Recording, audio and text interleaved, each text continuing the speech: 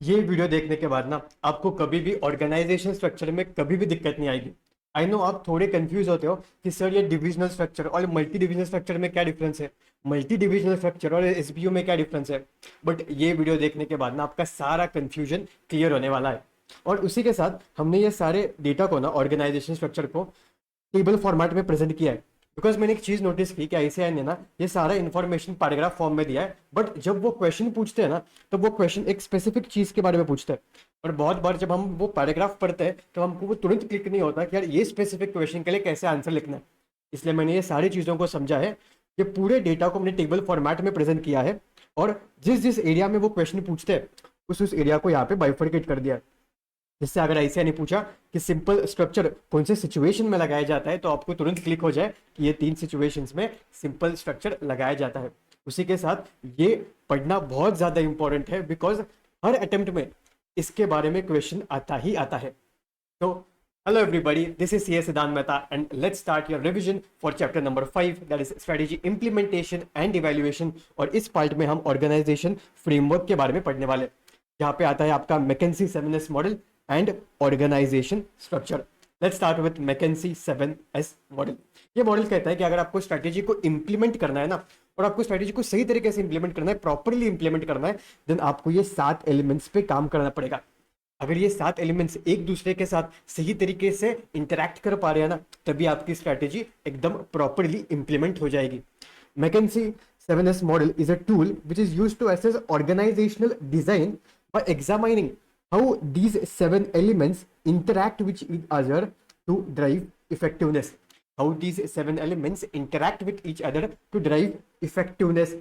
Sir ये effectiveness कुछ तो सुना सुना सा लग रहा है। इफेक्टिवनेस मतलब डूइंग द राइट थिंग्स। ये देखो, इफेक्टिवनेस मतलब डूइंग द राइट थिंग्स, यानी तुम्हारा स्ट्रेटेजिक डायरेक्शन।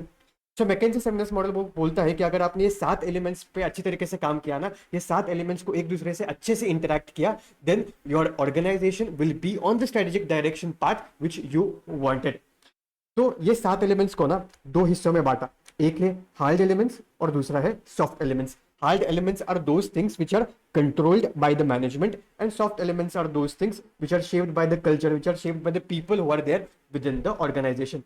फिर ये मॉडल और एक चीज बोलता है कि अगर तुमने ना ये सातों एलिमेंट्स में से किसी एक भी एलिमेंट में चेंज ला लिया ना, तो उसके हिसाब से तुमको बाकी के 6 एलिमेंट्स में भी चेंज लाना पड़ेगा। It is emphasized that changing one element affects the other, so alignment among all 7 is very crucial. ठीक है, ये पॉइंट को याद रखना, exam point of view important. अभी हम समझते हैं कि हार्ड एलिमेंट्स में क्या क्या चीजें आते हैं। तो हार्ड एलिमेंट्स में ना टोटल 3 चीजें आते हैं। The very first one is strategy. अगर आपको आपके स्ट्रेटेजी को सही तरीके से इंप्लीमेंट करना है तो आपकी स्ट्रेटेजी तो अच्छी होनी चाहिए ना। आपकी स्ट्रेटेजी लॉन्ग टर्म के हिसाब से होनी चाहिए। आपकी स्ट्रेटेजी आपको हेल्प करनी चाहिए to build your strength, that is core competencies, and to gain competitive advantage. Second thing is structure. अगर आपको याद होगा तो मैंने पार्ट 1 में कहा था कि ना आपके स्ट्रेटेजी के हिसाब से आपका स्ट्रक्चर होना चाहिए। तो यहाँ पे देखो कि आपका स्ट्रक्चर स्ट्रेटेजी के हिसाब से है क्या आपके स्ट्रक्चर में डिसीजन मेकिंग पावर सेंट्रलाइज्ड है या डिसेंट्रलाइज्ड है। सेंट्रलाइज्ड मतलब जो टॉप अथॉरिटी है ना, टॉप मैनेजमेंट, वही सारे डिसीजंस ले रहे हैं। जो मिडिल लेवल मैनेजमेंट है, लोअर लेवल मैनेजमेंट है, ये कुछ डिसीजंस नहीं ले रहे। ये जैसा ले रहे हैं डिसीजंस वैसा वो नीचे बोल रहे हैं। So this is called as centralization, but the decision making is at the top.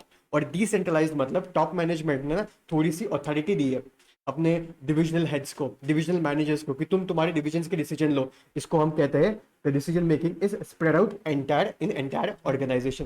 This is about your structure. तीसरा आता है सिस्टम्स। सिस्टम्स यानी क्या आपने daily activities and procedures set किए आपके ऑर्गेनाइजेशन में, जिसके वजह से ऑर्गेनाइजेशन के गोल इफिशिएंटली वो अचीव कर पाए। जैसे कि मान लो कि मैंने ना ग्रोथ स्ट्रेटेजी लगाने के लिए मैंने एक टारगेट दिया सेल्स एंड मार्केटिंग टीम को कि ना मुझे 10% का ग्रोथ चाहिए। अब वो 10% का ग्रोथ हो रहा है कि नहीं, उसके लिए क्या आप मंथली मीटिंग्स रख रहे हो, क्या आप वीकली मीटिंग्स रख रहे हो देखने के लिए कि जो आपने टारगेट सेट किया है वो अचीव हो रहा है कि नहीं। तो आपके क्या ऐसे डेली एक्टिविटीज एंड प्रोसीजर्स आपने सेट किए है to understand that whether your strategy is implementing properly, it will come into system. All these things are controlled by the management, are in the hand of management. फिर अगर आपको याद होगा कि chapter number part 1 में मैंने कहा था कि स्ट्रेटेजी इंप्लीमेंटेशन के टाइम पे the strategy implementation is a very much time consuming process, demanding process, because वो इंप्लीमेंट करने के लिए जाते हैं ना हम, तब बहुत छोटे मोटे डिसीजन हमको लेने पड़ता है। तो वो छोटे मोटे डिसीजन क्या सही हो रहे हैं उसके लिए ना ये 4 एलिमेंट्स बहुत ज्यादा इंपॉर्टेंट है। The very first one is shared values, कि आपके क्या कोर बिलीव्स है, आपके प्रिंसिपल्स क्या है, बिकॉज जो भी आप डिसीजंस ले रहे हो ना क्या वो एथिकल है क्या नहीं, ये आपके वैल्यूज से समझ में आता है। The second one is leadership style, मतलब आपका लीडर कैसे स्ट्रेटेजिक चॉइसेस ले रहा है, कैसे स्ट्रेटेजिक डिसीजंस ले रहा है टू इंप्लीमेंट द स्ट्रेटेजी, फिर वो कैसे लोगों को मोटिवेट कर रहा है टू इंप्लीमेंट द स्ट्रेटेजी। उसके अंडर जो भी एम्प्लॉइज है क्या वो फ्री महसूस करते हैं, क्या वो अपने ओपिनियंस शेयर करने के लिए एक्सप्रेसिव है, ये सारी चीजें डिपेंड करता है आपकी लीडरशिप स्टाइल के ऊपर कि आपके लीडर ने कैसे सारी चीजों को गाइड किया है। Then the third and the fourth thing is staff and the skills. और आप स्ट्रैटेजी तो बोल रहे हो बट इंप्लीमेंट तो आपके एम्प्लॉइज करेंगे ना, तो आपने एम्प्लॉइज को कैसे हायर किया, आपने बोला है कि ग्रोथ चाहिए, बट मार्केटिंग वाला कैसे मार्केटिंग कर रहा है फॉर द ग्रोथ, ऑपरेशंस वाला कैसे ऑपरेशंस को रन कर रहा है, क्या वो स्मूथली रन कर रहा है जिससे कम से कम समय में ज्यादा कुछ प्रोड्यूस हो, ये सारी चीज डिपेंड करते हैं आपके एम्प्लॉइज के ऊपर। तो क्या आपने सही एम्प्लॉइज हायर किया है, और क्या ये एम्प्लॉइज के पास नेसेसरी स्किल्स है जो लगते हैं to implement the strategy.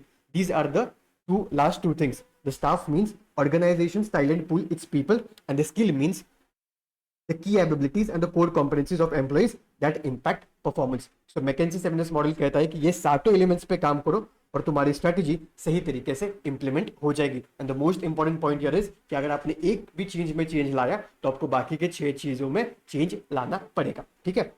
But इस मॉडल के थोड़े लिमिटेशंस भी है। Very first one is it ignores the importance of external environment. यहाँ पे आपने देखा होगा कि जो सातों एलिमेंट्स है ना, ये सातों के सातों एलिमेंट्स सारी चीजें इंटरनली बता रहे हैं कि ऑर्गेनाइजेशन ने इंटरनली क्या कैसे कैसे करना चाहिए। बट जब भी तुम कोई स्ट्रैटेजी इंप्लीमेंट करने जा रहे हो और उससे सक्सेस मिलने के लिए एक्सटर्नल चीजें भी तो इंपैक्ट करती है। मान लो मैंने ये सारी चीजों पे काम कर दिया, स्ट्रेटजी को सही तरीके से इंप्लीमेंट कर दिया, बट मेरे कॉम्पिटिटर ने कुछ तो एक ऐसा नया प्रोडक्ट लॉन्च किया और वो इतनी अच्छी तरीके से एडवर्टाइज कर दिया ना कि अब जो मार्केट शेयर जो मुझे चाहिए था अब पूरा मार्केट शेयर वही लेके जा रहा है। तो ये तो चीज आपने सही तरीके से देखी नहीं। मैकिंजी 7S मॉडल ने एक्सटर्नल एनवायरनमेंट को तो कंसिडर किया ही नहीं। ये बोल रहे हैं कि स्ट्रेटेजी इंप्लीमेंटेशन के लिए करने के लिए बस ये सातों एलिमेंट्स पे काम करो, बट एक्सटर्नल एनवायरनमेंट से भी तो मेरा इंप्लीमेंटेशन इफेक्ट हो रहा है, ये तो आपने कंसिडर ही नहीं किया। Then the second one is the model does not clearly explain the concept of organizational effectiveness or performance.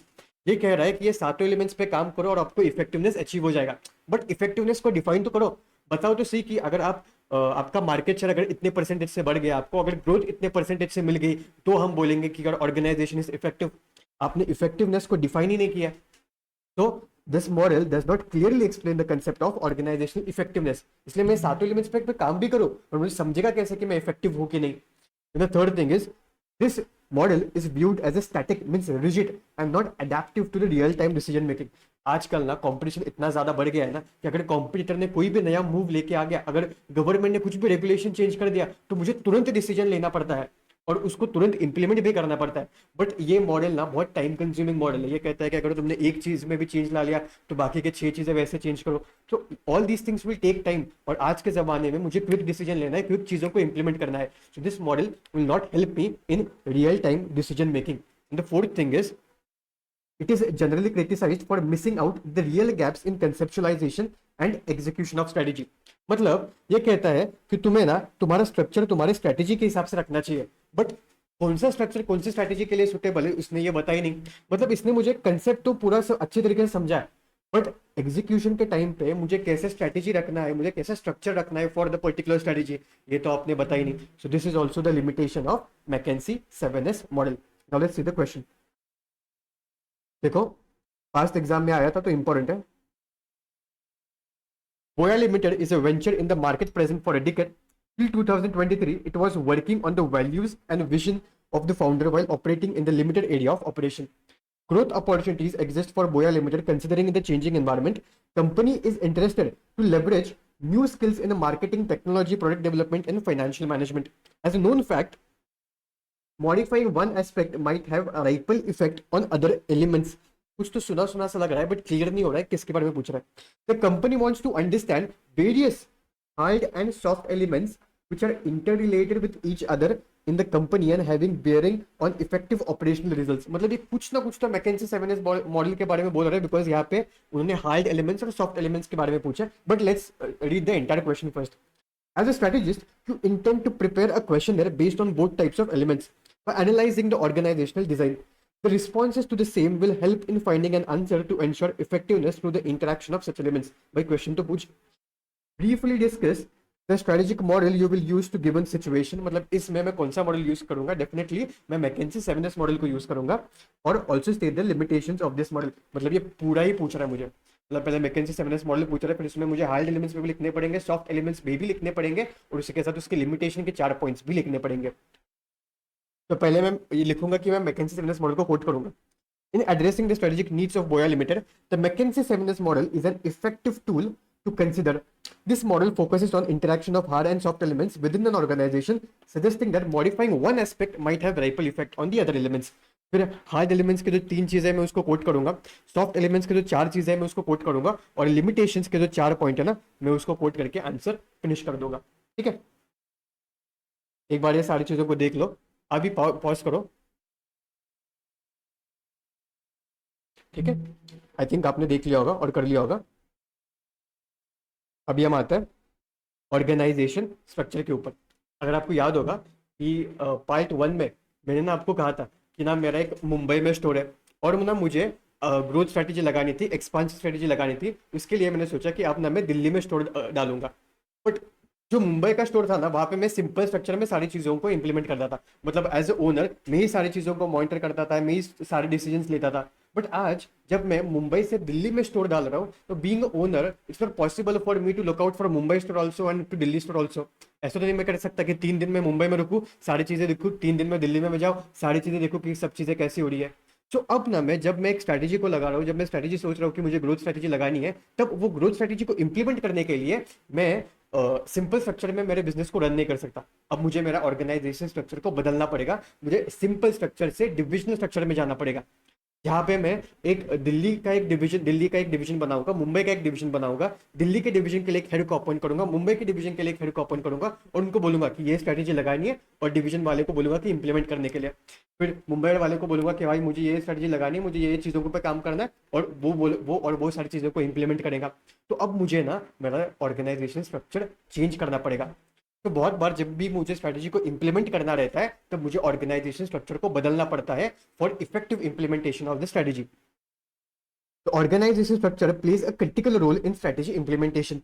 Changes in strategy often demand structural changes for mainly for 2 reasons. अब देखो यहाँ पे मेरा जो सा मुंबई का स्टोर था और दिल्ली का स्टोर था, मान लो मैं ये सिंपल स्ट्रक्चर में ही काम कर रहा हूँ. बट अगर मैं दोनों स्टोर को लेके सिंपल स्ट्रक्चर में ही काम कर रहा हूँ ना, it's for very difficult for me to assign goals. मतलब एक टाइप की गोल मैं दोनों डिविजन को नहीं दे सकता, बिकॉज मुंबई वाला डिवीजन मेरा बहुत एस्टेब्लिश डिवीजन है, 20 साल से वो मेरा स्टोर को रन कर रहा हूँ, और दिल्ली वाला स्टोर मेरा नया है. डेफिनेटली मुंबई के स्टोर को कम रिसोर्सेस लगेंगे, दिल्ली वाले स्टोर को ज्यादा रिसोर्सेस लगेंगे, बिकॉज वहां पे मुझे ज्यादा स्पेंड करना पड़ेगा टू अट्रैक्ट कस्टमर्स. फिर इसके गोल्स अलग रहेंगे, उसके गोल्स अलग रहेंगे. तो ये सिंपल स्ट्रक्चर में ना ये गोल्स को डिवाइड नहीं कर सकता था मैं. इसलिए जब मैं ऑर्गेनाइजेशन स्ट्रक्चर को बदल रहा हूँ, चेंज कर रहा हूँ, तो मुझे गोल्स असाइन करना for Mumbai division, for Delhi division is very easy and convenient. मुझे रिसोर्सेस एलोकेट करना is very easy and convenient, because मैं दोनों डिविजन्स के परफॉर्मेंस को अलग अलग तरीके से इवेल्युएट कर सकता हूँ, अलग अलग तरीके से देख सकता हूँ. So the changes in the strategy often demand structural changes for 2 reasons. The very first one is setting objectives and policies. अब जब मैं डिवीजन स्ट्रक्चर में काम कर रहा हूँ, तो मैं ऑब्जेक्टिव्स को, पॉलिसीज को सही तरीके से सेट कर रहा हूँ फॉर डिफरेंट डिफरेंट डिविजन्स. मैं रिसोर्सेज को सही तरीके से एलोकेट कर सकता हूँ. Now, according to the Chandler's principle, he says that the structure will always follow a strategy. मतलब organization must redesign their structure to match their changing strategies. और उसी के साथ ये भी कहते हैं that there is no universal best structure, it varies by firm, industry and goals. मतलब ये कैसा कहते हैं कि जो भी आर्ट स्ट्रक्चर आपको दिया गया है ना, उसमें से ऐसा नहीं है कि भाई यही स्ट्रक्चर है ना, यही बेस्ट है, सारे कंपनीज को ना इसी स्ट्रक्चर में काम करना चाहिए. ये ऐसा कुछ नहीं कहते. ये कहते हैं कि आप आपके गोल्स देखो क्या है, आपकी इंडस्ट्री देखो क्या है, आपकी इंडस्ट्री में कौन से कॉमन प्रैक्टिसेस में चीज़ों को रन किया जाता है, और उसके हिसाब से आप स्ट्रक्चर चूज करो. अगर आप छोटे फर्म हो तो आप सिंपल स्ट्रक्चर पे जाओ, फंक्शनल स्ट्रक्चर पे जाओ. अगर आप मीडियम साइज फर्म हो तो आप डिविजनल स्ट्रक्चर में जाओ. अगर आप लार्ज फर्म हो तो मल्टी डिविजनल में जाओ, एसबीयू में जाओ, मैट्रिक्स में जाओ, विच एवर सूट्स यू आप वो चले जाओ. तो सर अगर स्ट्रैटेजी को इम्प्लीमेंट करने के लिए ऑर्गेनाइजेशन स्ट्रक्चर को बदलना पड़ता है, तो सर ये क्या एक ही रीजन है क्या? मतलब अगर मुझे मेरे ऑर्गेनाइजेशन स्ट्रक्चर को बदलना है, तो उसके लिए बस एक ही रीजन है क्या कि मेरा अगर स्ट्रैटेजी को मुझे इंप्लीमेंट करना है तभी मुझे ऑर्गेनाइजेशन स्ट्रक्चर को बदलना है? ऐसा नहीं रहता। ऑर्गेनाइजेशन को बदलना for strategy implementation is just one of the reason.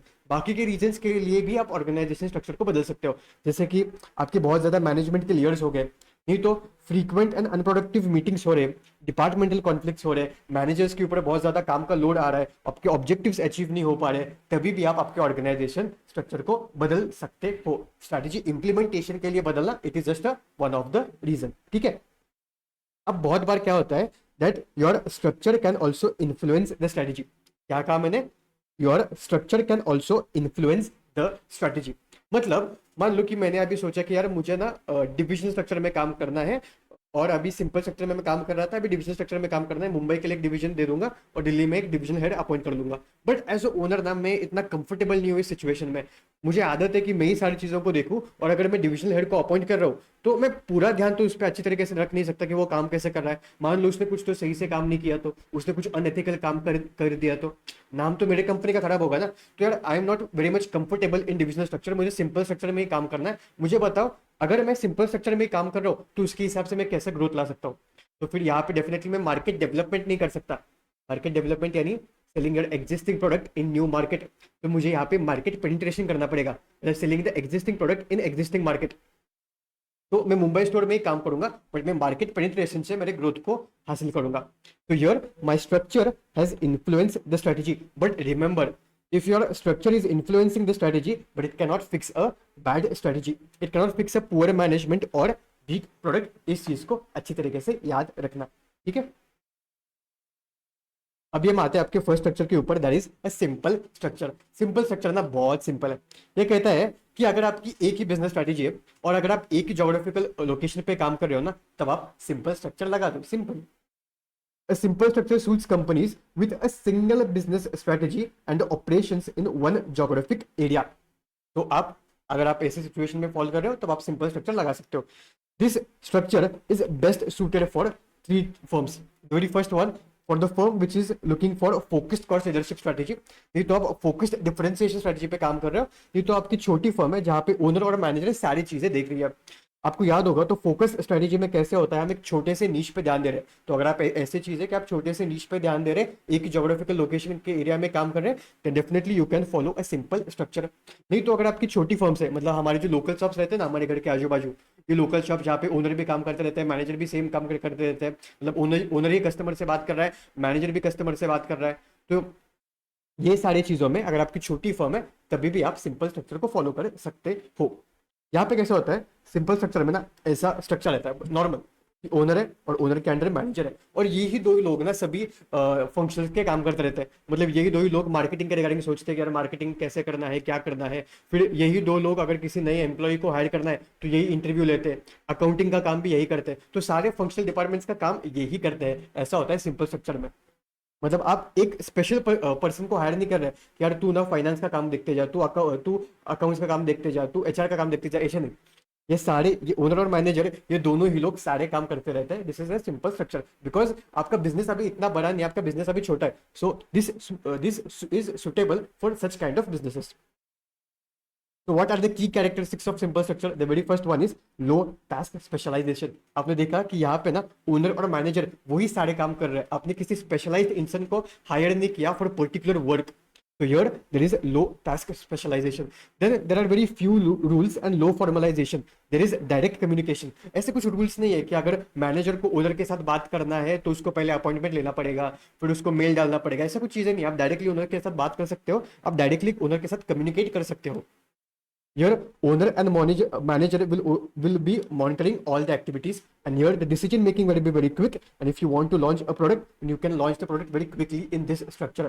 ऐसा क्यों? Because आपका decision making power बहुत quick है। आपके पास थोड़ी लोग है ना, थोड़ी लोग है। मैनेजर को कुछ भी कन्वे करना होगा तो वो डायरेक्टली ओनर को कन्वे कर देगा और ओनर तुरंत डिसीजन ले लेगा। सो यहाँ पे इतना टाइम नहीं जाता जितना नॉर्मल स्ट्रक्चर में जाता है, बिकॉज वहाँ पे हायरार्की रहती है कि पहले एक इंसान एक मैनेजर को पूछेगा, फिर अपने हायर मैनेजर को पूछेगा, फिर वो ओनर को पूछेगा। तो ऐसी बहुत हायरार्की में टाइम लगता है। बट सिंपल स्ट्रक्चर में ऐसे कुछ हायरार्की ज्यादा बड़ी नहीं है, तुरंत तुम डिसीजन ले सकते हो। तो what are the competitive advantage in simple structure? यहाँ पे आप डिसीजन मेकिंग पावर आपकी बहुत ज्यादा है, मतलब डिसीजन मेकिंग पावर आपकी बहुत क्विक है, इसकी वजह से यू हैव हाई फ्लेक्सिबिलिटी, इसकी वजह से you have rapid response to the environmental changes, you are open to the innovation and there are very few coordination problems because your the decision making is very quick. Then there are very limitations to the growth. The very first one is increased information complexity. अब एक ही इंसान सारे functions के काम कर रहा है, then it's not possible कि यार वो सारे फंक्शंस में एक्सपर्ट हो. बीइंग ओनर आप मार्केटिंग में अच्छे हो सकते हो, बट बीइंग ओनर ऐसा नहीं है कि आप फाइनेंस में भी अच्छे हो, आप ऑपरेशंस में भी अच्छे हो. It's not possible. अगर आप ये ऐसा सोच रहे हो कि मैं सारे एरिया में एक्सपर्ट होना चाहिए और मेरे मेरे बिजनेस पे भी ध्यान देना चाहिए, unnecessary you are putting pressure on yourself. तो सिंपल स्ट्रक्चर में ये दिक्कत आता है कि जैसे जैसे आपका बिजनेस बड़ा होते जाता है, वहां पे आपको पर्टिकुलर फंक्शन के लिए एक एक्सपर्ट की जरूरत रहती है, एक स्पेशलाइज्ड पर्सन की जरूरत होती है. आप अकेले इंसान सारी चीजों पे काम नहीं कर सकते. तो ये है limitation of simple structure. It becomes inefficient as company growth and that time you need to change your structure. As an organization, as operation expands, firm must move away from simple structure to manage complexity effectively. The recommended transition is you have to shift to functional structure. It is ideal for large firms for those with low level of diversification. तो अब अभी आप आओ functional structure पे. यहाँ पे कैसे हो रहा था, ओनर के अंडर मैनेजर था, और बट कोई ऐसा स्पेसिफिक पर्सन हमने हायर नहीं किया था कि एचआर के लिए एक अलग पर्सन हायर कर दिया, फाइनेंस के लिए अलग पर्सन हायर कर दिया. फंक्शनल स्ट्रक्चर में कैसा होता है, ओनर के अंडर ना अलग अलग फंक्शंस आता है. मतलब यहाँ पे सारी चीजें ओनर ही मैनेज करेगा, ओनर ही हैंडल करेगा, बट ओनर के अंडर ना ऐसे अलग अलग फंक्शंस आएंगे और उन अलग अलग फंक्शंस में एक स्पेशल इंसान को ऐड करोगे जो उस एरिया में एक्सपर्ट होगा, और उसका काम रहेगा कि पर्टिकुलरली अपने फंक्शन के बारे में बस सोचे और अपने फंक्शन को इंप्रूव कैसे करना है उसके रिगार्डिंग सोचे. ऐसा स्ट्रक्चर रहता है फंक्शनल स्ट्रक्चर में. ये ओनर के अंडर एक कॉर्पोरेट स्टाफ रहता है, वो क्या रहता है हम देखेंगे, और उसके अंदर एचआर रहता है, ऑपरेशंस रहता है, फाइनेंस रहता है, मार्केटिंग डिपार्टमेंट रहता है. मतलब ओनर ही सारे स्ट्रेटेजिक के रिगार्डिंग डिसीजंस लेगा, बट इंप्लीमेंट के लिए ये फंक्शनल डिपार्टमेंट्स को ये चीजें दे देगा. यहाँ पे जो एचआर मैनेजर हम हायर करेंगे, उस एचआर मैनेजर का काम रहेगा कि भाई बस वो अपने डिपार्टमेंट के बारे में सोचे, अपने डिपार्टमेंट के ग्रोथ के बारे में सोचे. उसका काम ये नहीं है कि ऑपरेशंस के बारे में सोचे, फाइनेंस के बारे में सोचे. ठीक है. तो इन functional structure it group activities by business functions like production, marketing, finance, research and development. Why it is widely used? Because it is very simple to use and it is of very low cost. इतना कुछ complex नहीं है इसमें. So what are the features of functional structure? First, it promotes specialization of labor and improve efficiency. And the second thing is minimize need for complex control system and helps in rapid decision making. यहाँ पे अपने अलग अलग departments create किया और उन departments में एक स्पेशलाइज्ड इंसान को हायर किया है. You have promote specialization of labour. अगर आपने किसी स्पेशलाइज्ड इंसान को हायर किया है, then definitely he knows much more about this particular department. तो वो जो डिसीजंस लेगा वो बहुत क्विक होगा, तो वो काम करेगा, वो बहुत इफिशिएंट वे में काम करेगा. Also here there is a minimized need for complex control system because at the end owner ही सारी चीजों को हैंडल कर रहा है. और ये जब डिपार्टमेंट को अलग अलग कर देते हैं ना, तब अकाउंटेबल आप रख सकते हो. मतलब अगर मुझे कुछ मार्केटिंग के रिगार्डिंग दिक्कत है तो मैं डायरेक्टली मार्केटिंग डिपार्टमेंट से बात करूंगा, अगर मुझे कुछ एचआर के रिगार्डिंग दिक्कत है तो मैं डायरेक्टली एचआर मैनेजर से बात कर लूंगा. इतना कुछ प्रॉब्लम नहीं है मुझे बात करने में. और कंट्रोल सिस्टम्स लगाने में कुछ दिक्कत नहीं है बिकॉज एज एन ओनर मुझे ही तो सारी चीजों को हैंडल करना है. मैं क्यों अननेसेसरी कंट्रोल सिस्टम लगा के मेरा कॉस्ट बढ़ाऊं. देन इसका स्ट्रक्चरल डिजाइन कैसा होगा, Here it will be headed by CEO or managing director. It will be supported by the corporate staff. क्या कहा, it will be supported by corporate staff and it will operate through a functional line manager. Sir ये corporate staff मतलब क्या रहता है, ये देखो corporate staff का काम क्या रहता है कि जब भी ओनर को कुछ चीजें प्लान करनी है ना, तो प्लानिंग में उसको मदद करना, ये काम रहता है कॉर्पोरेट स्टाफ का. कॉर्पोरेट स्टाफ की एक बात आप याद रखना, corporate staff only assist the owner, they are not the one who are implementing the strategy. Also ये जो लोग है ना, ये कॉर्पोरेट स्टाफ को रिपोर्ट नहीं करते, ये सारे लोग ओनर को ही रिपोर्ट करते हैं. कॉर्पोरेट स्टाफ में ऐसे लोग आते हैं जो बस ओनर को असिस्ट करते हैं. जैसे इसमें आएगा तुम्हारा स्ट्रेटेजिस्ट, इसमें आएगा एनालिस्ट, ऐसे अलग अलग लोग आते हैं. मतलब अगर मान लो कि ओनर को ना सोचना है यार ना मुझे ना कुछ तो एक नया प्रोडक्ट लॉन्च करना है और मुझे सोचना है कि नया प्रोडक्ट मैं कौन सा लॉन्च कर सकता हूँ जिससे मुझे सिनर्जी बेनिफिट हो, तो वो स्ट्रेटेजिस्ट को बोलेगा कि मुझे एक नया प्रोडक्ट लॉन्च करना है, तो देख ले मुझे क्या लॉन्च करना है.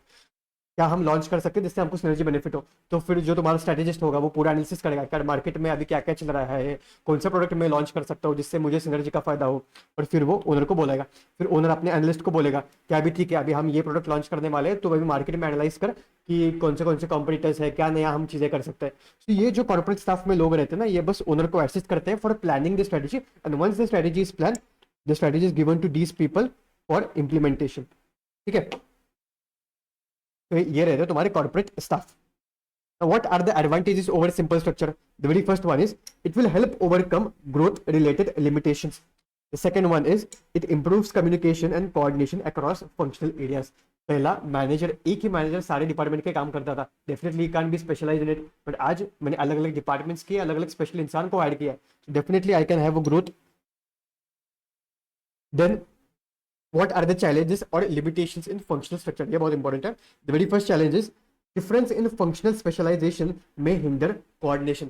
बहुत बार ऐसा होता है कि जो फंक्शनल वाले रहते हैं ना, वो बस अपने फंक्शंस के रिगार्डिंग सोचते हैं, बाकी के फंक्शंस के हिसाब से डिसीजन ही नहीं लेते।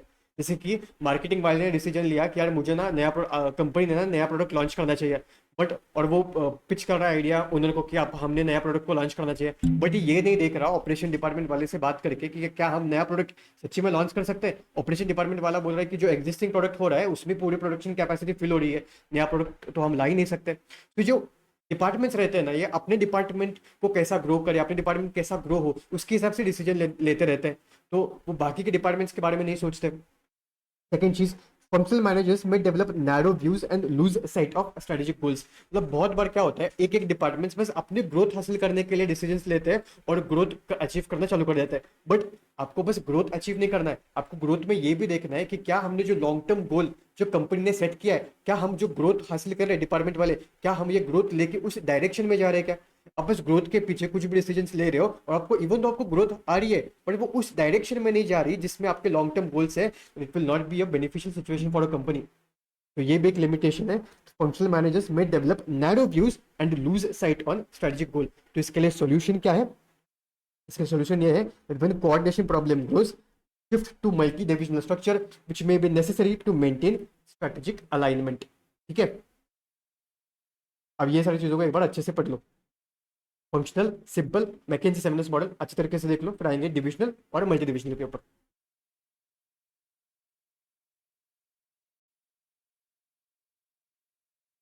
चलो, हो गया। बस एक चीज याद रखना कि ये जो डायग्राम है ना, ये डायग्राम भी आपको एग्जाम में ड्रॉ करना है। अगर एक स्पेसिफिकली क्वेश्चन आया कि फंक्शनल स्ट्रक्चर के बारे में बताओ, तो ये डायग्राम भी आपको ड्रॉ करना पड़ेगा, इसके मार्क्स मिलते हैं, अगर नहीं किया तो मार्क्स कट भी होते हैं।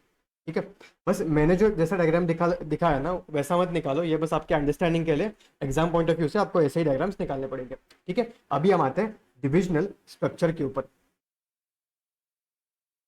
अब कैसे हो रहा था, मैं मेरे बिजनेस को सही तरीके से रन कर रहा था, और जैसे मैंने आपको कहा कि मेरा मुंबई में स्टोर था, मुझे ना दिल्ली में स्टोर डालना है, बट मेरे मुंबई के स्टोर में ना, मेरे मुंबई में ही ऑफिस था और ये सारे फंक्शनल डिपार्टमेंट्स के लोग उसी ऑफिस से काम करते थे।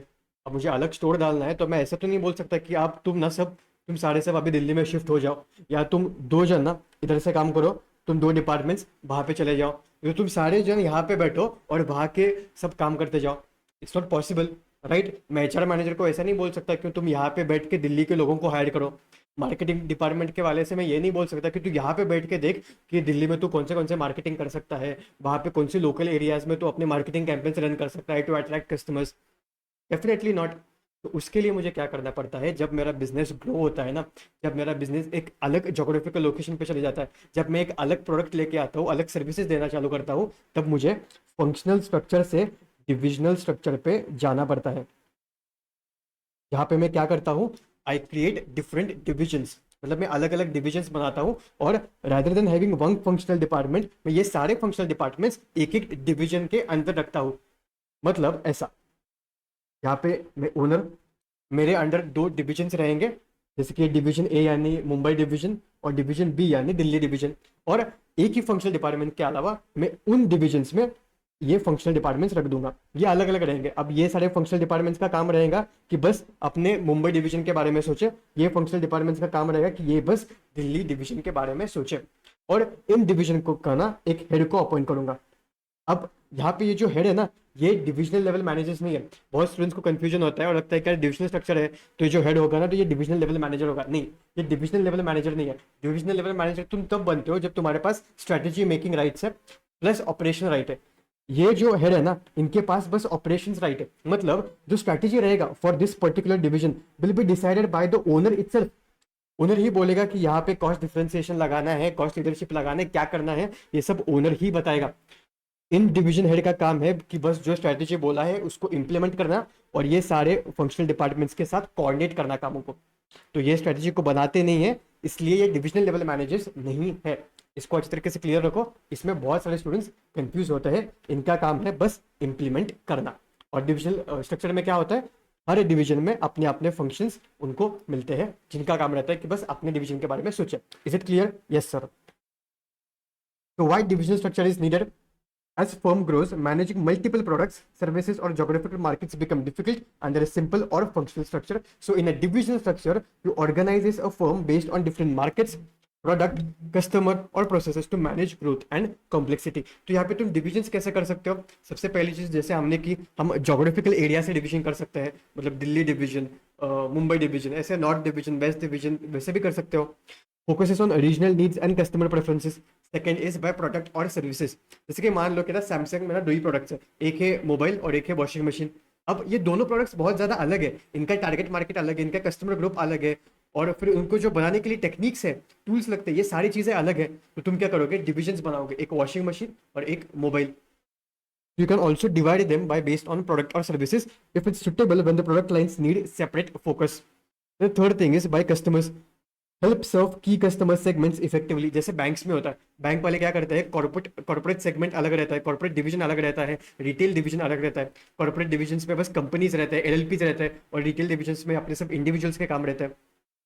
तो तुम कस्टमर के हिसाब से भी डिविजन कर सकते हो, तो तुम प्रोसेसेस के हिसाब से भी डिवीजन कर सकते हो। इसकी manufacturing division, quality division, packing division. अब जब ये तुम डिवीजन करते हो ना, तब ये डिवीजन जब करने के बाद वो जो एक पर्टिकुलर डिवीजन रहता है, वो एक पर्टिकुलर यूनिट रहता है ना, वो अपने सारे प्रॉफिट्स के लिए, वो अपने सारे सेल्स के लिए रिस्पॉन्सिबल होता है। तो डिवीजन करने के बाद each unit is accountable for their own profits और revenue. So the key feature of division is Here there is a high delegation of authority to divisional heads. मतलब यहाँ पे तो तुम थोड़े अथॉरिटी देते हो डिविजनल हेड्स को। तुम बोलते हो उसको कि भाई जो इम्प्लीमेंटेशन के रिगार्डिंग जो चीज़ें है ना, वो तू देख ले। सारी चीज़ों को कोऑर्डिनेट करने के लिए जो तुझे डिसीजंस लेना है, कि फंक्शनल डिपार्टमेंट्स को कोऑर्डिनेट करने के लिए जो तुझे छोटे मोटे डिसीजंस लेना है, वो तू दे। डेफिनेटली स्ट्रैटेजिकली डिसीजन ओनर के पास रहेगा, बट इंप्लीमेंटेशन करने के लिए, कोऑर्डिनेशन के लिए थोड़े डिसीजंस मुझे देने पड़ते हैं फॉर डिविजनल हेड्स। ये सेम चीज फंक्शनल डिपार्टमेंट में नहीं हो रही थी। फंक्शनल डिपार्टमेंट में सारी चीजों को मैं देख रहा था और सिंपल स्ट्रक्चर में मैं देख रहा था, बट यहाँ पे मैं थोड़ा सा डेलीगेशन दे देता हूँ to divisional head. Then functional activities are handled centrally and within divisions. फिर ये functional activities within divisions handle होते हैं, तो हमको समझा कि ये सारे डिविजन्स में अपने अपने फंक्शन डिपार्टमेंट्स रहते हैं। बट ये क्या है sir, functional activities are handled centrally. कैसा रहता है, ये जो तुम्हारे कॉर्पोरेट स्टाफ है ना, जिसका काम क्या रहता है, क्या कहा था मैंने, कॉर्पोरेट स्टाफ का काम क्या रहता है, टू असिस्ट द ओनर। यहाँ पे थोड़े फंक्शनल डिपार्टमेंट्स आते हैं, फंक्शनल डिपार्टमेंट्स नहीं आते, सॉरी, फंक्शनल एक्टिविटीज आते हैं। जैसे कि कॉर्पोरेट एचआर, कॉर्पोरेट फाइनेंस, आपने नाम देखे होंगे। जब ऐसा कुछ आता है कॉर्पोरेट एचआर, कॉर्पोरेट फाइनेंस, तो ये जो लोग रहते हैं ना, ये लोग स्ट्रेटेजी को इंप्लीमेंट नहीं करते, ये बस ओनर को असिस्ट करते हैं। मान लो कि ना ओनर को कुछ तो एक नया अप्रेजल सिस्टम लाना था, कुछ तो एक नया एचआर पॉलिसी लेके आना था, तो वो जाके इंडिविजुअल एचआर से बात नहीं करता बैठेगा कि आपको क्या लगता है आपके डिपार्टमेंट में से कौन सा पॉलिसी आपके लिए सुटेबल रहेगा, मेरे ये ऑब्जेक्टिव्स है, आप बताओ कि आपके लिए क्या सुटेबल रहेगा। ये नहीं, डायरेक्टली इनसे बात नहीं कर सकता। ओनर क्या करेगा, अपने कॉर्पोरेट एचआर के पास जाएगा और कॉर्पोरेट एचआर को बोलेगा कि यार मुझे ना ऐसा नया अप्रेजल सिस्टम लाना है, उसके पीछे मेरा ये ऑब्जेक्टिव है, आप मुझे बताओ इसको हम कैसे इंप्लीमेंट कर सकते हैं। तो फिर कॉर्पोरेट एचआर क्या करेगा, उसके रिगार्डिंग रिसर्च करना चालू कर देगा, देखेगा कि बाकी के इंडस्ट्री में कैसे चीज़ें होती है, फिर उसको ड्राफ्ट करेगा, और फिर वो ड्राफ्ट करने के बाद वो ओनर के पास जाएगा कि सर हम ऐसा अप्रेजल सिस्टम हमारे सिस्टम में लगा सकते हैं, और अलग अलग डिविजन्स के लिए ऐसे अप्रेजल सिस्टम हम लगा सकते हैं। अगर ओनर को सही लगा, देन ओनर ये डिविजन्स को ये अप्रेजल सिस्टम के बारे में बताएगा। तो ये जो अलग अलग फंक्शनल एक्टिविटीज होती है ना कॉर्पोरेट स्टाफ में, ये सारे एक्टिविटीज बस ओनर को असिस्ट करने के लिए रहते हैं। तो that's why it said that functional activities are handled centrally and within the division. Now, what are the advantages of divisional structure? The very first one is clear accountability for sales and profits. अब मुझे समझ में आएगा कि यार Delhi division कितना sales कर रहा है, मुंबई का डिवीजन कितना सेल कर रहा है. That's why it boost the employee morale. Because बहुत बार ऐसा हो रहा था कि एम्प्लॉय सही से काम कर रहे थे और उनका डिवीजन सही से काम कर रहा था, सही से प्रॉफिट दे रहा था. बट मान लो कि मैं एक सिंपल स्ट्रक्चर में काम करता हूँ जहाँ पे दो अलग अलग प्रोडक्ट्स है. मैं मेरे प्रोडक्ट में जो काम कर रहा हूँ ना, वो प्रोडक्ट अच्छे से काम कर रहा है, बट जो दूसरा प्रोडक्ट है उसमें मुझे कंटिन्यूसली लॉसेस हो रहे हैं और उसकी वजह से ओवरऑल कंपनी को लॉसेस हो रहे हैं. अब यार वो प्रोडक्ट खराब परफॉर्म कर रहा है, मेरा प्रोडक्ट तो सही से परफॉर्म कर रहा है ना. इसलिए डिविजन स्ट्रक्चर में कैसा होता है, अगर आपका प्रोडक्ट सही से परफॉर्म कर रहा होगा तो वो डिवीजन में दिख के आता है. That's why it boosts employee morale. It enhances the career growth and local decision making. It also encourages competition within the company. Because अगर कोई भी डिवीजन अच्छे से परफॉर्म कर रहा होगा तो डेफिनेटली उसको ज्यादा रिवॉर्ड्स मिल रहे होंगे, तो ये देख के बाकी के लोग कॉम्पिटिटिव हो जाते हैं. And it makes easy to add a new business और प्रोडक्ट. अगर कोई नया बिजनेस लॉन्च करना है, कोई नया प्रोडक्ट लॉन्च करना है, नया डिवीजन बनाओ, उसके अंदर फंक्शनल डिपार्टमेंट्स रख दो, उसको लॉन्च कर दो. बट इसके लिमिटेशन क्या है? सबसे पहला लिमिटेशन है that it is a very costly structure. Because यहाँ पे ना जितने डिविजन्स अलग अलग होते हैं ना, उतने मुझे फंक्शनल डिपार्टमेंट्स अलग अलग रखने पड़ते हैं. मतलब सेम टाइप के लोगों को अलग अलग डिविजन्स में रखना पड़ता है.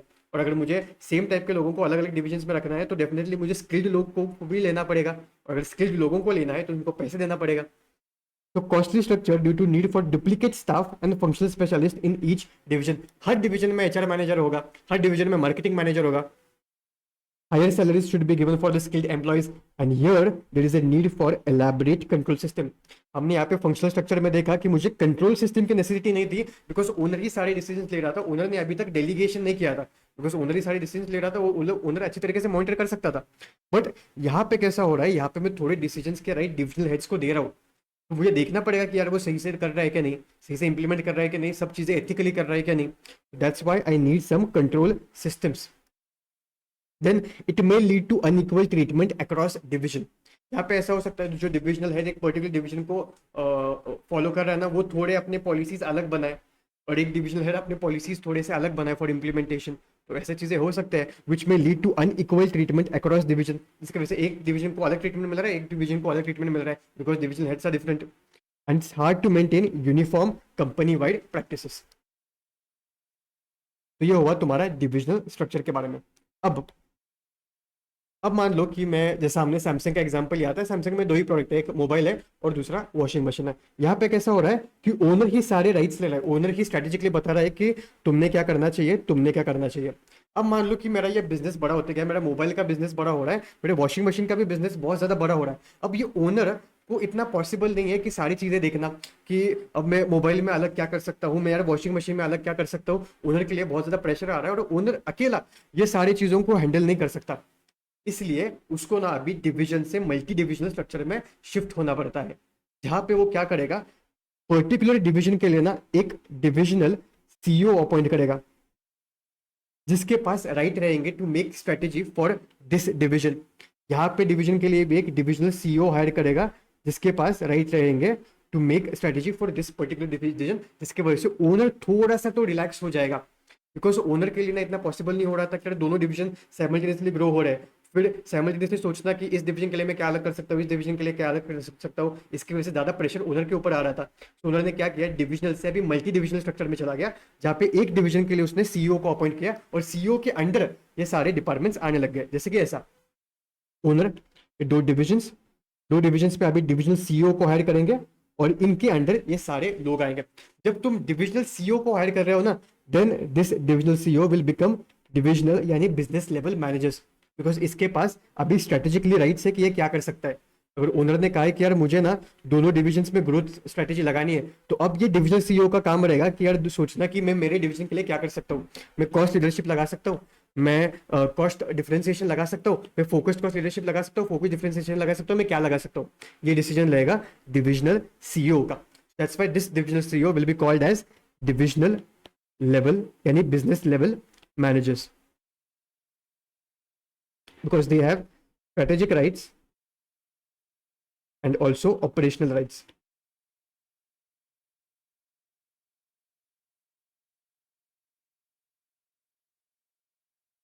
Let's understand multi divisional structure. Multi divisional structure, इसको एम फॉर्म स्ट्रक्चर भी कहा जाता है। बहुत बार एमसीक्यू में ना वो एम फॉर्म लिखते हैं। एम फॉर्म मतलब multi divisional structure divides the firm into separate operating divisions where each treated as independent business unit. यहाँ पे उन्होंने कहा क्या, each will be treated as independent business unit, because आपने क्या डिविजनल सीईओ को अपॉइंट कर दिया ना, और वही सोच रहा है कि मेरे डिवीजन के लिए पर्टिकुलर कौन सी स्ट्रैटेजी मैंने लगानी चाहिए। सो वो ना एक इंडिपेंडेंट बिजनेस जैसा ही काम कर रहा है। तो मल्टी डिविजन स्ट्रक्चर में जितने भी तुम डिविजन करते हो वो इंडिपेंडेंट बिजनेस जैसा ही काम करते हैं। Here the top corporate officers will handle overall corporate strategy and the divisional managers will handle day to day operation and unit level strategy। मतलब उनके डिवीजन के लिए कौन सी स्ट्रेटेजी उनको लगानी है वो, और डे टू डे ऑपरेशंस भी वो हैंडल करेंगे। This concept emerged in 1920 to address coordination and control problems in large diversified firms. Functional structures struggled with multiple product lines and conflicting priorities. Now, what are the key features of M-form structure? Here, each division is a semi-autonomous business. ये हमने देख लिया। Each division has its own functional hierarchy. ये भी हमने देख लिया। A small central office will oversees strategic and financial controls. Sir इसका क्या है, ये हम देखते हैं। यहाँ पे कैसे होगा, अभी ओनर ने सीईओ को तो अपॉइंट कर दिया है, और सीईओ ना क्या कर रहे हैं, अपने डिवीजन के हिसाब से स्ट्रेटेजी बना रहे, बट वो सही बना रहे क्या नहीं, वो तो एज ए ओनर मुझे चेक करना पड़ेगा ना। इसलिए वो चेक करने के लिए, वो सारी चीज़ों को कंट्रोल करने के लिए मेरे पास दो चीज़ें रहती है। एक रहता है स्ट्रेटेजिक कंट्रोल और दूसरा रहता है financial control. Exam point of view very important, क्या कहा मैंने, एक रहता है स्ट्रेटेजिक कंट्रोल और दूसरा रहता है फाइनेंशियल कंट्रोल। मान लो कि मेरा जो अलग अलग डिविजन है ना, उसमें डाइवर्सिफिकेशन प्रोडक्ट का बहुत लो है। मतलब ऐसे प्रोडक्ट में डाइवर्सिफिकेशन है जहाँ पे ओनर को सारी चीज़ों के बारे में पता है। मतलब ओनर को पता है कि ये इंडस्ट्री काम कैसे करती है, ओनर को पता है कि यार मोबाइल इंडस्ट्री काम कैसे करती है, उसको पता है कि हेडफोन इंडस्ट्री कैसे काम करती है, और यही दो मेरे प्रोडक्ट्स हैं। तो मैं क्या करूंगा, उन चीज़ों को कंट्रोल करने के लिए ना मैं स्ट्रेटेजिक कंट्रोल लगाऊंगा। मैं देखूंगा कि यार ये डिविजनल सीईओ जो भी स्ट्रेटेजी लगा रहा है क्या वो सही लगा रहा है। उसने जो सोचा कि एक हम नए प्रोडक्ट में डाइवर्सिफिकेशन करते हैं, क्या ये डिसीजन सही था। वो सोच रहा है कि यार अब ना हम नए मार्केट में एंटर करते हैं, हम ये मार्केट में एंटर करेंगे, हम ये स्ट्रेटेजी डालेंगे, तो क्या ये स्ट्रेटेजी सही रहेगी। तो यहाँ पे क्या कर रहा है ओनर ना, स्ट्रेटेजिक कंट्रोल कर रहा है। बिकॉज डेफिनेटली डिविजन सीईओ को जो भी डिसीजन लेना पड़ेगा एट द एंड, उसको एट द ओनर की तो परमिशन तो लेनी पड़ेगी ना। सोच ये रहा है बट तुमको थोड़ा रिव्यू तो करवाना पड़ेगा। तो रिव्यू के टाइम पे ना ओनर क्या करता है, स्ट्रेटेजी के हिसाब से कंट्रोल करता है। अगर उसको नहीं लगता कि यार ये प्रोडक्ट में अगर हमने डाइवर्सिफाई कर दिया, अगर इस प्रोडक्ट में भी धंधा करना चालू कर दिया ना, तो वो हमारे लॉन्ग टर्म गोल्स के हिसाब से सही नहीं रहेगा, ये डिसीजन सही नहीं है। तो वो क्या कर रहा है ओनर, स्ट्रेटेजिक कंट्रोल कर रहा है, स्ट्रेटेजी के हिसाब से सब चीज़ों को कंट्रोल कर रहा है। दूसरा कंट्रोल रहता है फाइनेंशियल कंट्रोल। मान लो कि तुमने डाइवर्सिफिकेशन करके तुमने कुछ तो अलग ही प्रोडक्ट चालू कर दिया। मान लो तुम्हारा पहला बिजनेस मोबाइल का था, तुमने अभी सिगरेट का बिजनेस चालू कर दिया। Both business are definitely very different businesses. अब ओनर को ना मोबाइल के बिजनेस के बारे में सब चीज़ें पता है, अब सिगरेट के बिजनेस के बारे में इतना चीज़ें पता नहीं, बट उसने चालू भी किया क्योंकि भाई पैसा है। तो अब ये उसको कंट्रोल करने के लिए क्या करेगा, उसको अभी फाइनेंशियली कंट्रोल करेगा। मतलब ये बोलेगा कि भाई देख, उस डिविजनल सीईओ को बोलेगा, देख भाई मेरा इतना बजट है, इस बजट में देख तू क्या क्या कर सकता है, और मुझे इतना परसेंटेज प्रॉफिट चाहिए, तो कुछ भी कर मुझे इतना परसेंटेज प्रॉफिट चाहिए। सो यहाँ पे ओनर चीज़ों को कैसे कंट्रोल कर रहा है, ओनर चीज़ों को फाइनेंशियली कंट्रोल कर रहा है। और पहले के केस में क्या कर रहा था, ओनर चीज़ों को स्ट्रेटेजिकली कंट्रोल कर रहा था। स्ट्रेटेजिक कंट्रोल तब लगा सकते हो व्हेन डाइवर्सिफिकेशन इज लो, और तुमको फाइनेंशियल कंट्रोल तुम तब लगा सकते हो when diversification is high. Now, what are the limitation of financial control? The very first one is it requires each division to be largely independent of others. अगर तुम financial control लगा रहे हो और तुम देख रहे हो कि ये डिवीजन कैसा परफॉर्म कर रहा है, इस डिवीजन में कैसा प्रॉफिट है, इस डिवीजन में कैसा सेल है, और इस डिवीजन में कैसे सब चीज़ें हो रही है, तब तुम इंश्योर करो कि ये दोनों डिविजन बहुत ज़्यादा इंडिपेंडेंट है। मतलब दो डिवीजन एक दूसरे के रिसोर्सेज यूटिलाइज नहीं कर रहे हैं, बिकॉज अगर वो एक दूसरे के रिसोर्सेज यूटिलाइज कर रहे होंगे, एक दूसरे को सिनर्जी बेनिफिट दे रहे होंगे, तब तुम्हें चेक करना कि ये डिवीजन कैसा परफॉर्म कर रहा है, ये डिवीजन कैसा परफॉर्म करना है, वो थोड़ा डिफिकल्ट होगा। इसलिए अगर तुम्हें फाइनेंशियल कंट्रोल लगानी है, तुम इंश्योर करो कि दोनों बिजनेस अलग अलग इंडिपेंडेंट है, तब तुम्हें चेक करते आएगा कि ये डिवीजन कैसे परफॉर्म कर रहा है और ये डिवीजन कैसे परफॉर्म कर रहा है, उसके हिसाब से तुम डिसीजन ले पाओगे। Second thing the limitation is focus on financial results में ignore strategic coordination across division. मतलब ओनर बोलेगा कि भाई मैंने तुझे इतने पैसे दिए थे, मुझे इतना परसेंट ग्रोथ चाहिए, बट भाई हर बिजनेस जो तुम चालू करते हो वो धीरे धीरे टाइम लेता है ग्रो करने के लिए। बहुत बार तुम्हें एक्सपेंडिचर करना पड़ता है, लॉसेस में थोड़े साल रहना पड़ता है, बाद में तुम प्रॉफिट्स में आते हो। बट एज अ ओनर तुमने बस पैसे दिए और तुम्हारा थोड़ा सा नैरो माइंडेड हो सकता है, तुम बस प्रॉफिट ओरिएंटेड हो सकते हो और तुम लॉन्ग टर्म ओरिएंटेशन नहीं रख सकते। ठीक है, तुम्हारे थोड़े गोल्स शॉर्ट टर्म ओरिएंटेशन हो सकते हैं अगर तुम बस फाइनेंशियली चीजों को कंट्रोल कर रहे हो। That's the second limitation, that you're the focus on financial results में ignore strategic coordination across division. ठीक है।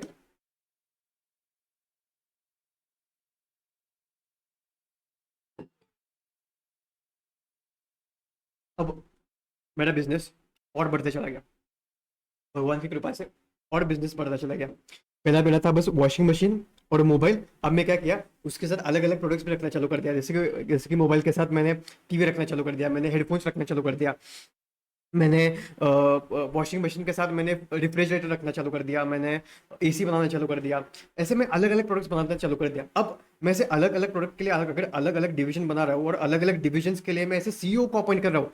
जैसे कि फ्रिज और एक डिवीजन बन गया, उसके लिए एक सीईओ, फिर उसके अंदर ये सारी चीज़ें। फिर एसी और एक डिवीजन बन गया, उसका एक सीईओ, फिर उसके अंदर सारी चीज़ें। तो अननेसेसरी इतने सीईओज को अपॉइंट करना, देखो फाइनेंशियली भी सीईओ को अपॉइंट करना मतलब फाइनेंशियली आपको पैसे भी ज़्यादा देने पड़ते हैं, और एक सीईओ को अपॉइंट करना फिर उसको ये सारी चीज़ों को हैंडल करने के लिए देना, तो इट्स नॉट पॉसिबल। तो that's why what company does is, वो क्या करते हैं, वो देखते हैं कि जो जो अलग अलग प्रोडक्ट्स है ना मेरे बिजनेस में, जैसे कि ये जो वॉशिंग मशीन है, ये जो रेफ्रिजरेटर है, ये एसी है, फिर जो मोबाइल और टीवी है, कौन से प्रोडक्ट के लिए सेम टाइप ऑफ स्ट्रेटेजी लगाई जाती है। मतलब कौन से प्रोडक्ट के लिए टारगेट ग्रुप सेम है, मतलब मार्केट सिमिलर है, कस्टमर सिमिलर है, टेक्नोलॉजी सिमिलर यूज की जाती है। तो ये जो वॉशिंग मशीन, रेफ्रिजरेटर और एसी है ना, इसके लिए टारगेट मार्केट कस्टमर सेम है। तो मैं क्या करूंगा, इनका एक स्ट्रेटेजिक ग्रुप बनाऊंगा, इनका एक स्ट्रेटेजिक क्लस्टर बनाऊंगा। और ये मोबाइल फोन और टेलीविजन ये सारे टेक्नोलॉजी में आते हैं, इनका मैं एक क्लस्टर बनाऊंगा। और ये क्या करूंगा, ये क्लस्टर बनाने के बाद इनका बस एक हेड को अपॉइंट करूंगा, इसका नाम रहेगा एसबीयू हेड। और ये हेड को बोलूंगा कि आप ना ये तीनों डिविजन्स पे ध्यान दो। इस हेड को बोलूंगा कि आप ना ये दो डिविजन्स पे ध्यान दो। यहाँ पे जैसे जैसे प्रोडक्ट है उसके हिसाब से डिविजन्स अलग अलग है, बट हर डिवीजन के लिए मैं सीईओ को अपॉइंट नहीं कर रहा हूँ, मैं ना डिविजन्स को ग्रुप में कर रहा हूँ। जो जो डिविजन्स के लिए same type of strategy use की जाती है ना, उनको ग्रुप करता हूँ और उनके लिए एक सीईओ को अपॉइंट करता हूँ। अब ये सीईओ के लिए ये सारे डिविजन्स को हैंडल करना ईजी है, because same type of strategy ये सारे डिविजन्स में लगाई जा रही है। तो rather than appointing individual CEO for each division, मैं ऐसे डिविजन को क्लब करता हूँ जहाँ पे एक टाइप ऑफ स्ट्रेटेजी लगाई जाती है, और वहाँ पे एक सीईओ को अपॉइंट कर लेता हूँ, which will be called as your divisional level managers, business level managers. Because यहाँ पे ये स्ट्रेटेजी के डिसीजंस भी लेगा और ऑपरेशंस के लिए भी जो भी डिसीजन नेसेसरी लगता है वो भी ये लेगा। प्लस दूसरा डिवीजन मैंने टेक्नोलॉजी का बनाया और यहाँ पे भी एक सीईओ को हायर कर दिया। ये सीईओ का पर्टिकुलर काम रहेगा कि बस मोबाइल डिवीजन और टीवी टेलीविजन देखने का, और ये सीईओ का काम रहेगा कि वॉशिंग मशीन, रेफ्रिजरेटर और एसी वाला डिवीजन देखने का। और इन डिविजन्स में अपने अलग अलग फंक्शंस भी आते रहेंगे। This is nothing but your SBU structure, जहाँ पे हमने डिविजन्स को स्ट्रेटेजिकली ग्रुप कर दिया।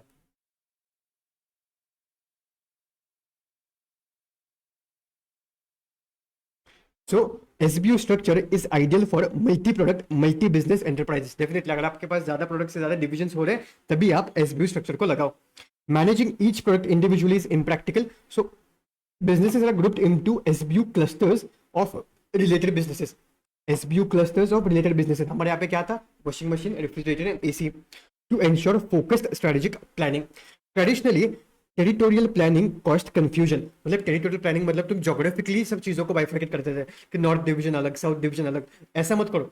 एसबीयू क्लस्टर क्या बोलता है, एसबीयू स्ट्रक्चर क्या बोलता है कि तुम स्ट्रेटेजिकली देखो कि कौन से प्रोडक्ट के लिए सिमिलर टाइप ऑफ स्ट्रेटेजी लगा रहे हैं और वैसे उनका ग्रुप बनाओ, और जोग्राफिकल ग्रुप मत बनाओ। Traditional territorial planning may cause confusion. Similar product were inconsistent strategies and unrelated product cause similar treatment. So the SBU approach resolve this by grouping business scientifically. मतलब तुम strategically चीजों को group कर रहे हो based on functional relatedness. मतलब कौन से बिजनेसेस को same type of technology use की जाती है, कौन से बिजनेस में same type of marketing use किया जाता है, मार्केट को टारगेट किया जाता है, कौन से कस्टमर्स को टारगेट किया जाता है, यहाँ पे ये देख के ग्रुप बनाया जाता है। What are the three characteristics of the SBU? Exam point of view, exam important. What are the three characteristics of the SBU? The very first one is SBU is a single business or group of related business that can be independently planned. मतलब यहाँ पे जो SBU head रहेगा ना, वो अपने divisions के लिए इंडिपेंडेंटली प्लान बना सकता है। वो SBU head business level managers है, उसके पास स्ट्रेटेजी लेने के डिसीजंस है। Each SBU has its own set of competitors. A dedicated manager or CEO will handle the unit strategic planning and profit performance. What will be the structure of the SBU? And SBU structure has three levels. The very first one is corporate headquarters. The second one is SBU group, and then there will be divisions within each SBU related by product or function. Corporate headquarters का काम क्या रहेगा, उनका काम रहेगा तो focus on overall corporate strategy and long term direction. Definitely यार individual strategy level पे वो बना रहे, बट एक लॉन्ग टर्म स्ट्रेटेजी बनाना कि कंपनी को ऐसे लॉन्ग टर्म कंपनी कैसे कौन सी पोजीशन पे जाना है, ये सारी चीज़ें तो उनको बोलनी पड़ेगी. It does not interfere in daily operations of the SBU, uses strategic and financial controls to guide and assess SBU. अपने SBU सही से काम कर रही है कि नहीं, उसके लिए वो स्ट्रेटेजिक कंट्रोल भी लगा सकता है. इसका मतलब क्या, हमने अभी देख लिया. और फाइनेंशियल कंट्रोल भी लगा सकता है. Top corporate officers delegate authority to SBU head और मैनेजर्स. यहाँ पे यो स्ट्रेटेजिक कंट्रोल भी लगा सकता है, नहीं तो फाइनेंशियल कंट्रोल भी लगा सकता है. ये कब लगाया जाता है, when diversification is low then strategy, when high then financial. SBU group का काम क्या रहता है, each SBU function as a profit centre and is led by senior executive that is CEO और हेड. वो पर्टिकुलर SBU अपने profits के लिए अकाउंटेबल रहेगा. These executive reports directly to the firm's overall CEO और corporate officer. These managers handle daily operations and unit level strategic planning. ये sir हमको पता है.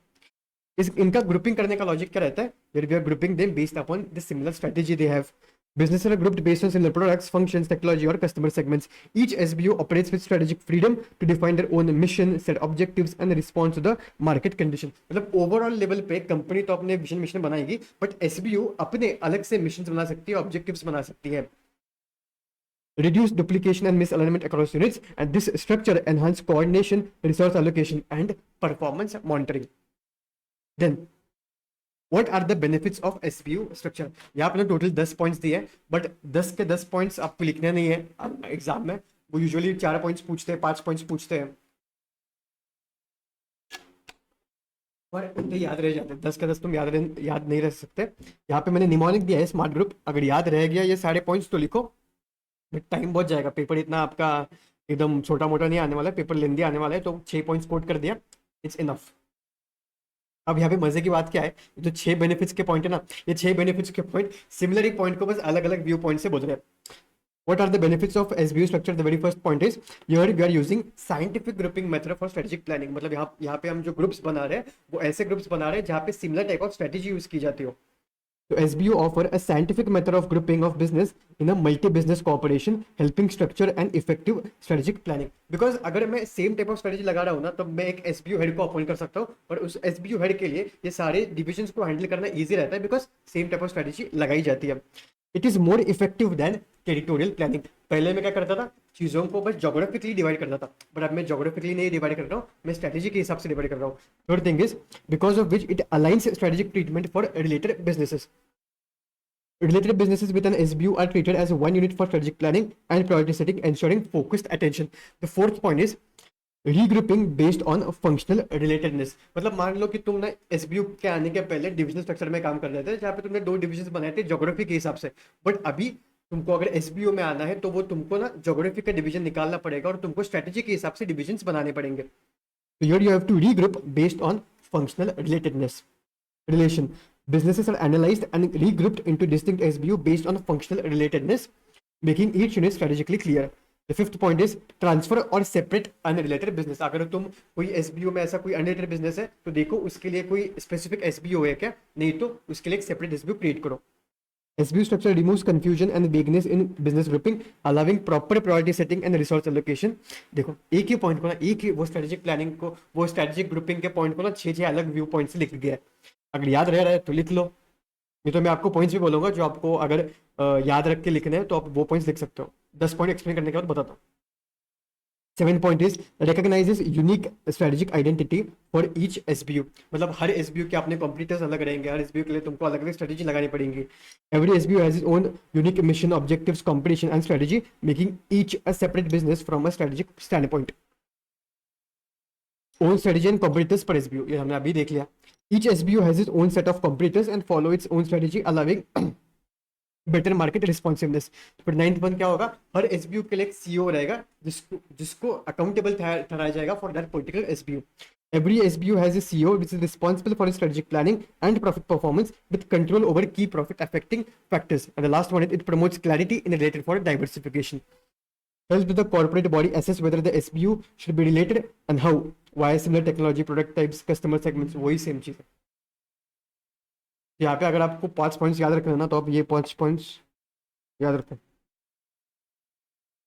The very first point is this, और ये तो आप रख ही सकते हो याद. फिर own strategy and competitors for SBO easy है, unique CEO and profitability control ये ईजी है, recognizing unique strategic identity of each SBO ये ईजी है। और अगर आपको एडिशनली कुछ पॉइंट्स चाहिए तो फिर आप ये लिख सकते हो, get rid of vagueness and transfer और सेपरेट अनरिलेटेड बिजनेस। ठीक है, सारे पॉइंट्स याद रखना पॉसिबल नहीं है, इतने 5-6 पॉइंट्स लिख लिया बस बहुत हो गया।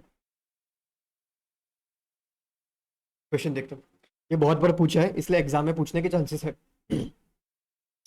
Mumbai based conglomerate A Mumbai-based conglomerate, PQR Limited, has announced a major restructuring of its business operation. The company has decided to split its business into 4 separate units. Units मतलब SBU हो सकता है, manufacturing, retail, service, and technology. Each unit will operate as a separate business with delegated responsibility for day-to-day operation and strategy to be respective unit managers. Identify the organization structure that PQR Limited has planned to implement. Discuss any 4 attributes and the benefits the firm may derive. मतलब यहाँ पे benefits के point पूछे, वो 4 ही पूछे. By using this organization structure, यहाँ पे unit बोला है, unit मतलब strategic business unit. यहाँ पे आप आंसर कैसे लिखोगे, पहले एसबीयू के बारे में लिखोगे फिर उसके बेनिफिट्स के पॉइंट लिखोगे। PQR limited has plan to implement strategic business unit structure, very large organisation particularly those running into several products or operating at distinct geographical location that are extremely diverse in the terms of environmental factors can be better managed by creating SBU. SBU structure becomes imperative in an organization with an increase in number of size and diversity. ये ऐसा exam में लिखा है, but आपको बस SBU के बारे में लिखो और जो हमने पॉइंट डिस्कस किए SBU के बारे में, बेसिक SBU क्या रहता है, वो कब लगाया जाता है, वो यहाँ पे लिख लो, उसमें साइंटिफिक ग्रुपिंग होती है ऐसा लिखो। और फिर बेनिफिट्स में आप ये सारे पॉइंट्स यहाँ पे कोट किए क्योंकि एमटीपी में आया था, एमटीपी में थोड़ा सा आंसर बड़ा लिखते हैं, सारे पॉइंट्स लिखते हैं, बट आप देख सकते हो क्वेश्चन में बस 4 ही पॉइंट्स पूछे, तो जो भी आपको 4 पॉइंट्स लगते हैं बेनिफिट्स में जो याद आ रहे हैं वो 4 पॉइंट्स को लिखो and finish the answer, that's it. अभी देखो इसको, फिर आप मैट्रिक्स पे जाते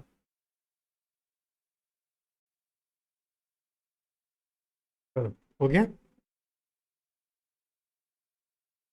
अभी हम आते हैं मैट्रिक्स स्ट्रक्चर के ऊपर। अब मैट्रिक्स स्ट्रक्चर को ना सबसे ज्यादा कॉम्प्लेक्स डिजाइन कहा जाता है in entire organisation structure, but समझने के लिए ना बहुत सिंपल। मैट्रिक्स स्ट्रक्चर क्या बोलता है यार, तुम सब ना बाकी के स्ट्रक्चर पागल हो, तुम क्या कर रहे हो, अलग अलग डिविजन्स कर रहे हो, अलग डिविजन्स में फिर अलग अलग फंक्शनल डिपार्टमेंट्स को हायर करते जा रहे हो।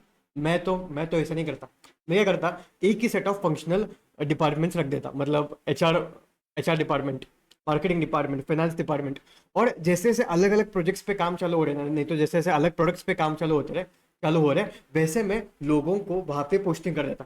जैसे कि मेरे पास एचआर मैनेजमेंट में 10 लोग हैं, तो मैं क्या करता था, मेरे नए नए प्रोजेक्ट्स चालू हो रहे हैं तो 2 लोगों को लेके प्रोजेक्ट ए में डाल दूंगा, फिर 2 लोगों को लेके प्रोजेक्ट बी में डाल दूंगा, तो मेरे फंक्शनल डिपार्टमेंट्स तो एक ही रहेंगे, बट मैं उनको अलग अलग प्रोजेक्ट्स में अलग अलग प्रोडक्ट्स में यूटिलाइज करते जाऊंगा बेस्ड अपॉन माई नीड्स। मतलब ऐसा देखो, यहाँ पे मैंने क्या किया, एक ही सेट ऑफ फंक्शनल डिपार्टमेंट्स रहेंगे, मतलब marketing department, finance department, operations department, ये अपनी हायरिंग करते जाएंगे और एम्प्लॉयज़ को रिक्रूट करते जाएंगे। फिर मान लो कि मेरे मार्केटिंग में 10 लोग हैं, फाइनेंस में 2 है, ऑपरेशंस में 6 है, और मेरे अलग अलग प्रोजेक्ट्स चालू हो रहे हैं, तो फिर मैं क्या करूँगा, प्रोजेक्ट ए अगर चालू हो रहा है ना, तो फिर मार्केटिंग में से 10 में से 5 लोगों को इधर डाल दूंगा, 3 लोगों को इधर, 2 लोगों को इधर, फाइनेंस में से 1 को इधर, फिर 1 को बोलूंगा कि तू दोनों प्रोजेक्ट्स पे ध्यान दे, दोनों प्रोडक्ट्स पे ध्यान दे। ऑपरेशन वाले में से 2 को इधर डालूंगा, 2 को इधर, 2 को इधर। तो यहाँ पे कैसे हुआ, पहले क्या हो रहा था, जैसे जैसे तुम्हारे पास नए प्रोडक्ट्स आ रहे थे ना, तुम इनके लिए फंक्शनल डिपार्टमेंट्स अलग अलग सेट कर रहे थे और यहाँ पे अलग अलग रिक्रूटिंग चल रही थी, बट अभी वैसा नहीं होगा। यहाँ पे क्या होगा, एक ही सेट ऑफ फंक्शनल डिपार्टमेंट्स होंगे, यहीं पे सारे लोगों को रिक्रूट किया जाएगा and based upon the needs उनको अलग अलग जगह पे पोस्ट किया जाएगा और उनको बोलेगा कि इस प्रोजेक्ट पे आपको काम करना है, इस प्रोडक्ट पे आपको काम करना है। तो this is your matrix structure. इसको अगर आपको याद होगा तो हमने चैप्टर नंबर 1 में भी इस मैट्रिक्स स्ट्रक्चर के बारे में डिस्कस किया था, जहां पे मैंने आपको कहा था कि here it is called as a grid based approach.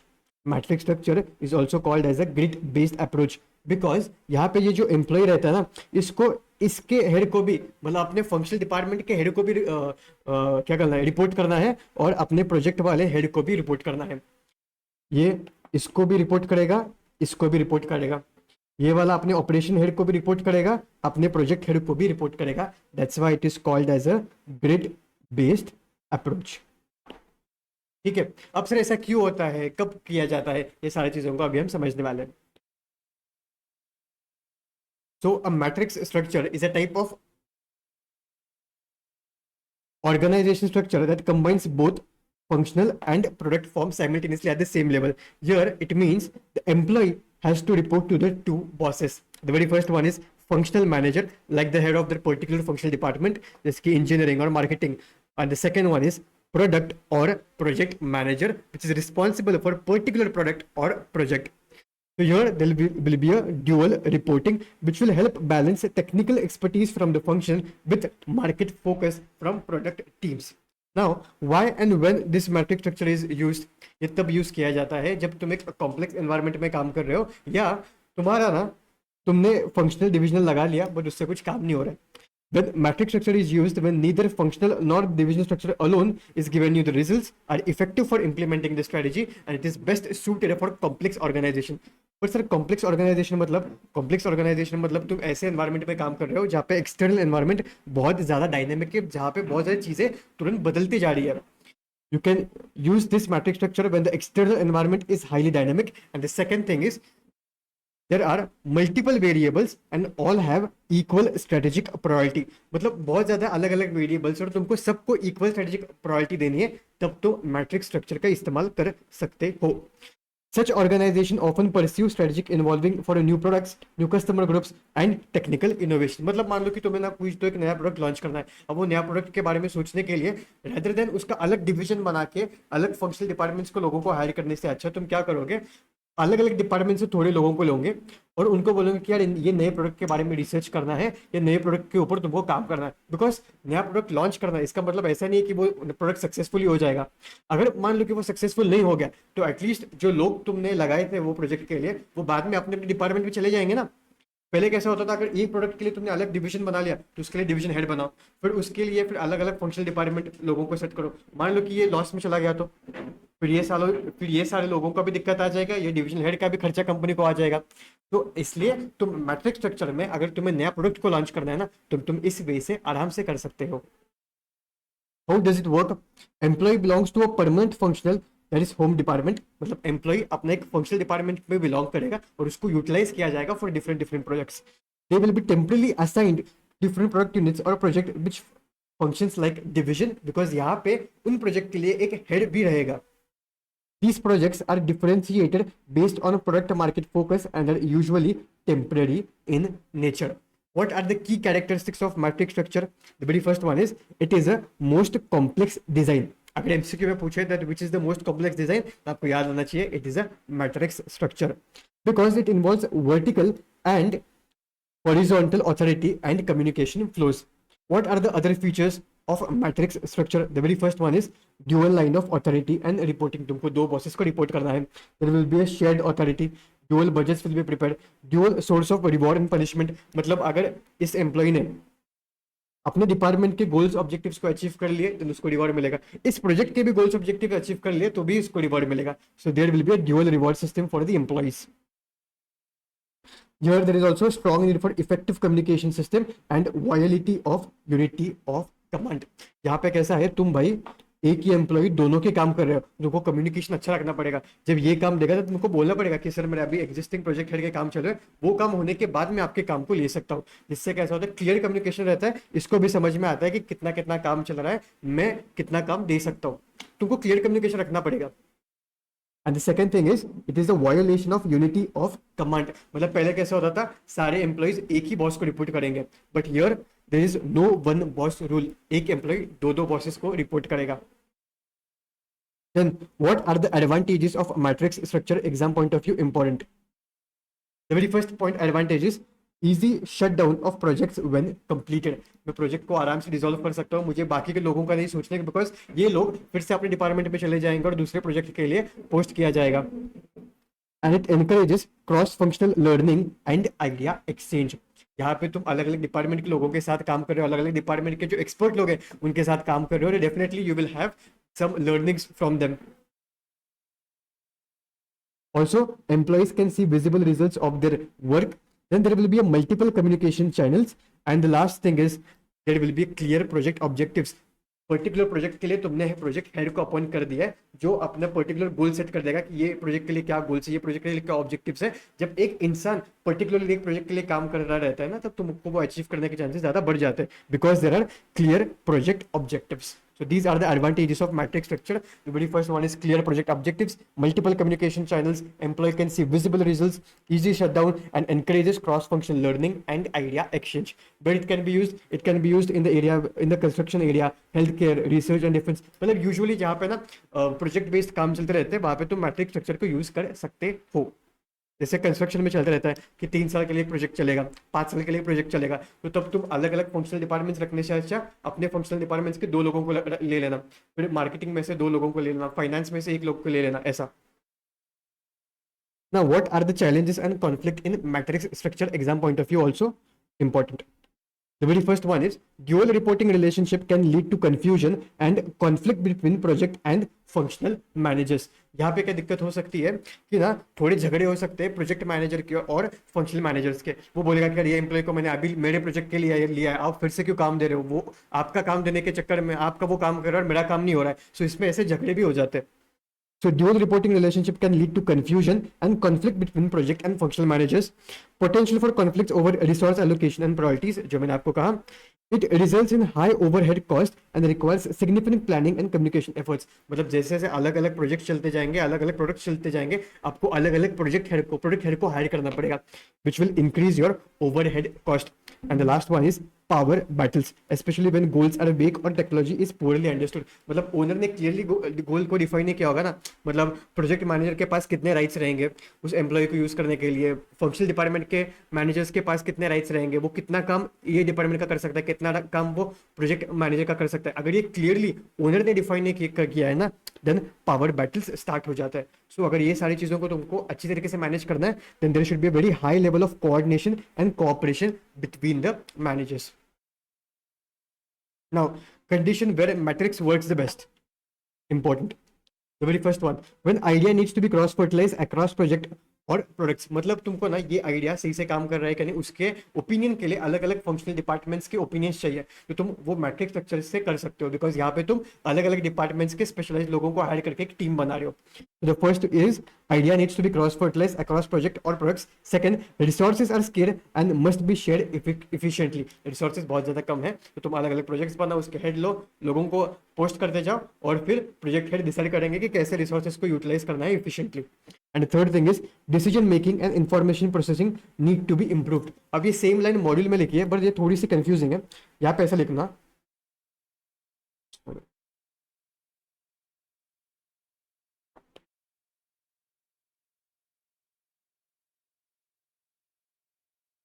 for quick decision making you can also use matrix structure. Because यहाँ पे जो तुम टीम बना रहे हो ना, उस टीम में सारे डिपार्टमेंट के स्पेशल इंसान हैं, सारे डिपार्टमेंट के स्पेशलाइज्ड इंसान हैं. इसलिए तुम ये टीम में अगर तुम्हें कोई डिसीजन लेना है और वो क्विक वे में डिसीजन लेना है, तो ये टीम बनाओ, उनको बोलो या मेरा ऐसा ऐसा आइडिया है, तो वो बोलेंगे कि इस हमारे डिपार्टमेंट के हिसाब से इसका कैसा होना चाहिए, ये डिपार्टमेंट को बोलेगा कि ये फिजिबल है क्या नहीं. तो तुम अगर ऐसा कुछ आइडिया है जहाँ पे तुमको क्विक डिसीजन लेना है, तुम वो मैट्रिक्स स्ट्रक्चर से लेस कर सकते हो, मैट्रिक्स स्ट्रक्चर से तुम वो कर सकते हो. Now, how to make a matrix structure effective? Now the success depends upon the proper planning and training. कैसे तुमने लोगों कैसे सारी चीज़ों को प्लान किया है, कैसे तुमने लोगों को ट्रेन किया है. Is there any clear understanding of roles and responsibilities? How is your internal communication? And is there any mutual trust and confidence between the managers? अगर ये सारी चीज़ें तो तुम्हारा मैट्रिक्स स्ट्रक्चर में काम इफेक्टिवली हो पाएगा. Now this is also exam point of view important. यहाँ पे वो सवाल पूछ सकते हैं, tell us the 3 distinct phases which are given by Davis and Lawrence for development of matrix structure. Question आ सकता है. तो यहाँ पे डेविस एंड लॉरेंस ने 3 फेजेस दिए. अगर आपको मैट्रिक्स स्ट्रक्चर में काम करना होगा तो आप ये 3 स्टेजेस लगाओ और आप उसमें मैट्रिक्स स्ट्रक्चर में अच्छी तरीके से काम कर सकते हो. The very first stage is cross functional task force. यहाँ पे आप पहली बार अपने टेम्पररी टीम्स बनाओगे. Your temporary teams will be created from different functional areas, और यहाँ पे उनको कोऑर्डिनेट करने के लिए तुम एक प्रोजेक्ट मैनेजर को रिक्रूट कर दोगे, who will lead the team and act as a main horizontal link between this team. Then second thing, अगर ये टीम में आपका काम अच्छा हो रहा है, then make this team a little bit more permanent. If this task force becomes more permanent, यानी semi permanent, then you have to change the designation of project manager into a product or brand manager. ऐसा क्यों sir? Because कैसा है, यहाँ पे जो एक employ है ना, ये दोनों को रिपोर्ट कर रहा है, अपने डिपार्टमेंट को भी और अपने मैनेजर को भी, मतलब अपना प्रोडक्ट या प्रोजेक्ट। जब तक वो इंसान प्रोजेक्ट मैनेजर है ना, तब तक उसके पास ज्यादा राइट्स नहीं रहते। मतलब अगर एम्प्लॉय को कुछ काम आ रहा है ना, वो डायरेक्टली पहले प्रायोरिटी में अपने फंक्शनल डिपार्टमेंट्स के काम करेगा एंड देन प्रोजेक्ट मैनेजर के काम करेगा। पर जब प्रोजेक्ट मैनेजर प्रोडक्ट मैनेजर बन जाता है ना, तब उसके पास थोड़े राइट्स आते हैं ये एम्प्लॉय के ऊपर। जब तक वो प्रोजेक्ट मैनेजर है तब उसके पास इतने राइट्स नहीं रहते, because project manager is for a short term purpose but product manager is for a long term, right? तो जब तक वो प्रोजेक्ट मैनेजर है तब तक इसके पास ये राइट्स नहीं है। दैट्स वाई ऐसा कहा जाता है कि ये स्टेज तक ना functional structure will be dominating. मतलब ये एम्प्लॉय के ऊपर पहली प्रायोरिटी फंक्शनल डिपार्टमेंट के मैनेजर की होगी and second priority project manager की होगी। बट जब ये प्रोजेक्ट मैनेजर से प्रोडक्ट मैनेजर बन जाता है, देन आते हो तुम तीसरे फेज पे, यानी मैच्योर्ड मैट्रिक्स पे, where this is the final phase where there is a true dual authority structure where both functional and product structure are permanent and employees has to report vertical functional superior and horizontal product manager. word का use किया है product manager. both manager will have equal authority.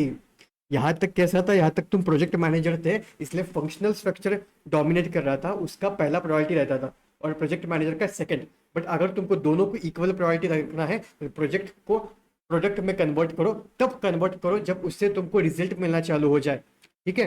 और जब तुमको result मिलना चालू हो जाएगा, प्रोडक्ट को कन्वर्ट करो और दोनों के पास इक्वल अथॉरिटी रहेगी। अब वो दोनों मैनेजर्स को कोलैबोरेट करना है to handle conflicts and share resources and priorities. So these are the 3 stages which are given by Davis and Lawrence for development of matrix structure. अब इसके ऊपर क्वेश्चन देखते हैं।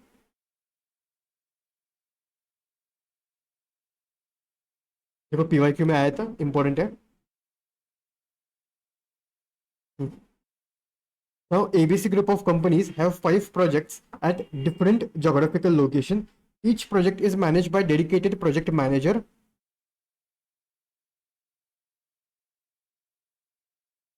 The CEO is supported by a team of subject matter experts in each function at corporate level of the company. As an accepted practice, the authority and the communication flow vertically and horizontally in the company. There are 5 common functions like finance, HR, operations, marketing, and information technology facilitating each project. Oh. एकदम clearly बोले तो matrix के बारे में बोल रहा है। Each functional manager is having administrative relationship with a respective project manager and functional relationship with a related SME with a clear mutual understanding of his or her roles and responsibility. वाह! Identify and explain the organization structure which is best suited in the above scenario. सारा तो बोल दिया matrix structure के बारे में।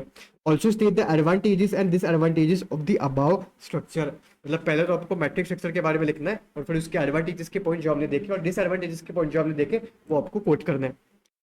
सबसे पहले देखो, the organization structure best suited for the ABC group of company is matrix structure, because here the matrix structure integrates functional and project based framework, helping vertical communication between functional managers and teams and horizontal communication between the project managers. ये सारे points लिखो, फिर advantages के points लिखो। इसके हमने देखा resource optimisation, easy shutdown, multiple communication channel, clear project objectives, और डिसएडवांटेजेस के पॉइंट हमने देखे complexity, high coordination cost and last one is power struggles.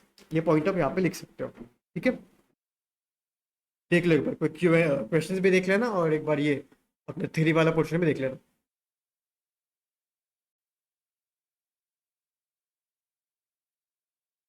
चलो हो गया। अभी ना हम लास्ट के 2 स्ट्रक्चर को देखते हैं, that is network structure and the last one is hourglass structure. दोनों भी exam point of view important है, बट सिंपल है, but exam point of view important है। जैसे कि ये ना सितंबर 24 में पूछा गया था और ये वाला सितंबर 25 में पूछा गया था। चलिए पहले समझते हैं कि नेटवर्क स्ट्रक्चर यानी क्या। नेटवर्क स्ट्रक्चर को ना मॉडर्न डिसेंट्रलाइज डिजाइन भी कहा जाता है, बिकॉज यहाँ पे ना तुम तुम्हारे थोड़े बिजनेस फंक्शंस को ना आउटसोर्स करते हो तो third party rather than managing all these things in house. ऐसा तुम क्यों करते हो? बिकॉज तुम्हारा ऑपरेशनल बर्डन कम हो जाए और तुम तुम्हारे कोर स्ट्रेंथ पे, कोर बिजनेस फंक्शन पे काम कर सको। So a network structure is a modern decentralized design where many business functions are outsourced rather than managing in-house. Here, you outsource it because you want to reduce your operational burden and want to focus on your core strength. जो भी तुम चीजें outsource भी करते हो ना, तुम outsource एक स्पेशलाइज्ड एक्सटर्नल फर्म्स को करते हो, ऐसे नहीं कि किसी को भी करते हो, तुम एक स्पेशलाइज्ड फर्म को ही आउटसोर्स करते हो। देन नेटवर्क स्ट्रक्चर को नॉन स्ट्रक्चर और वर्चुअल ऑर्गेनाइजेशन भी कहा जाता है। ये MCQ point of view important है, याद रखना। नेटवर्क स्ट्रक्चर को नॉन स्ट्रक्चर और वर्चुअल ऑर्गेनाइजेशन भी कहा जाता है। Now, when the network structure will be mostly preferred, it will be preferred in those companies where where they are working in a highly dynamic or unpredictable environment, where the speed, innovation and adaptability are strategic priorities. मान लो तुम ऐसे company में काम कर रहे हो जहाँ पे ना प्रोडक्ट की रिक्वायरमेंट 6-6 महीनों में ना बदलती रहती है, तो तुम अगर यही मैन्युफैक्चरिंग आपका किसी मैन्युफैक्चरिंग आउटसोर्स कर दोगे ना, तो तुम्हारे लिए बहुत ईजी हो जाएगा। तुम क्या बोलोगे, 6 महीनों में भाई मुझे ऐसा प्रोडक्ट चाहिए, मार्केट में फिर से कंडीशन बदली, तो फिर से तुम तुम्हारे एक्सटर्नल पार्टनर को बोलोगे कि अभी मुझे इस रिक्वायरमेंट के हिसाब से प्रोडक्ट बना के दो। तो यहाँ पे कैसा होता है, तुम्हारा पहले तो टाइम बच जाता है, और उससे ज़्यादा तुम तुम्हारे कोर स्ट्रेंथ पे ना ध्यान दे सकते हो। देन ये स्ट्रक्चर कैसा रहता है, Here, the business functions are geographically dispersed and not tied to a single location. ऐसा नहीं है कि तुम मुंबई में काम कर रहे हो तो तुम्हारे जो एक्सटर्नल पार्टनर्स रहेंगे वो मुंबई में ही रहेंगे। अब जैसे बोट ने जब अपना बिजनेस चालू किया था, तब उसका मैन्युफैक्चरिंग चाइना में होता था, एक थर्ड पार्टी को दिया था जो बोट के हेडफोन्स चाइना में मैन्युफैक्चर करता था, और फिर इंडिया में वो शिपमेंट दे देता था। So here it's not necessary that your business functions which you're outsourcing are geographically in the same location where you are. It can be geographically dispersed. Then अगर तुमको नेटवर्क स्ट्रक्चर में काम करना है ना, तो तुम इन सारे लोगों का भी इस्तेमाल करके काम कर सकते हो। मतलब तुम्हारे होली ओन्ड यूनिट्स का, यानी ऐसी यूनिट्स जिसके ऊपर पूरा तुम्हारा कंट्रोल है, तुम्हारे सब्सिडरीज का, who are your legally owned companies, और तुम्हारे इंडिपेंडेंट पार्टनर्स यानी तुम्हारे एक्सटर्नल पार्टनर्स का।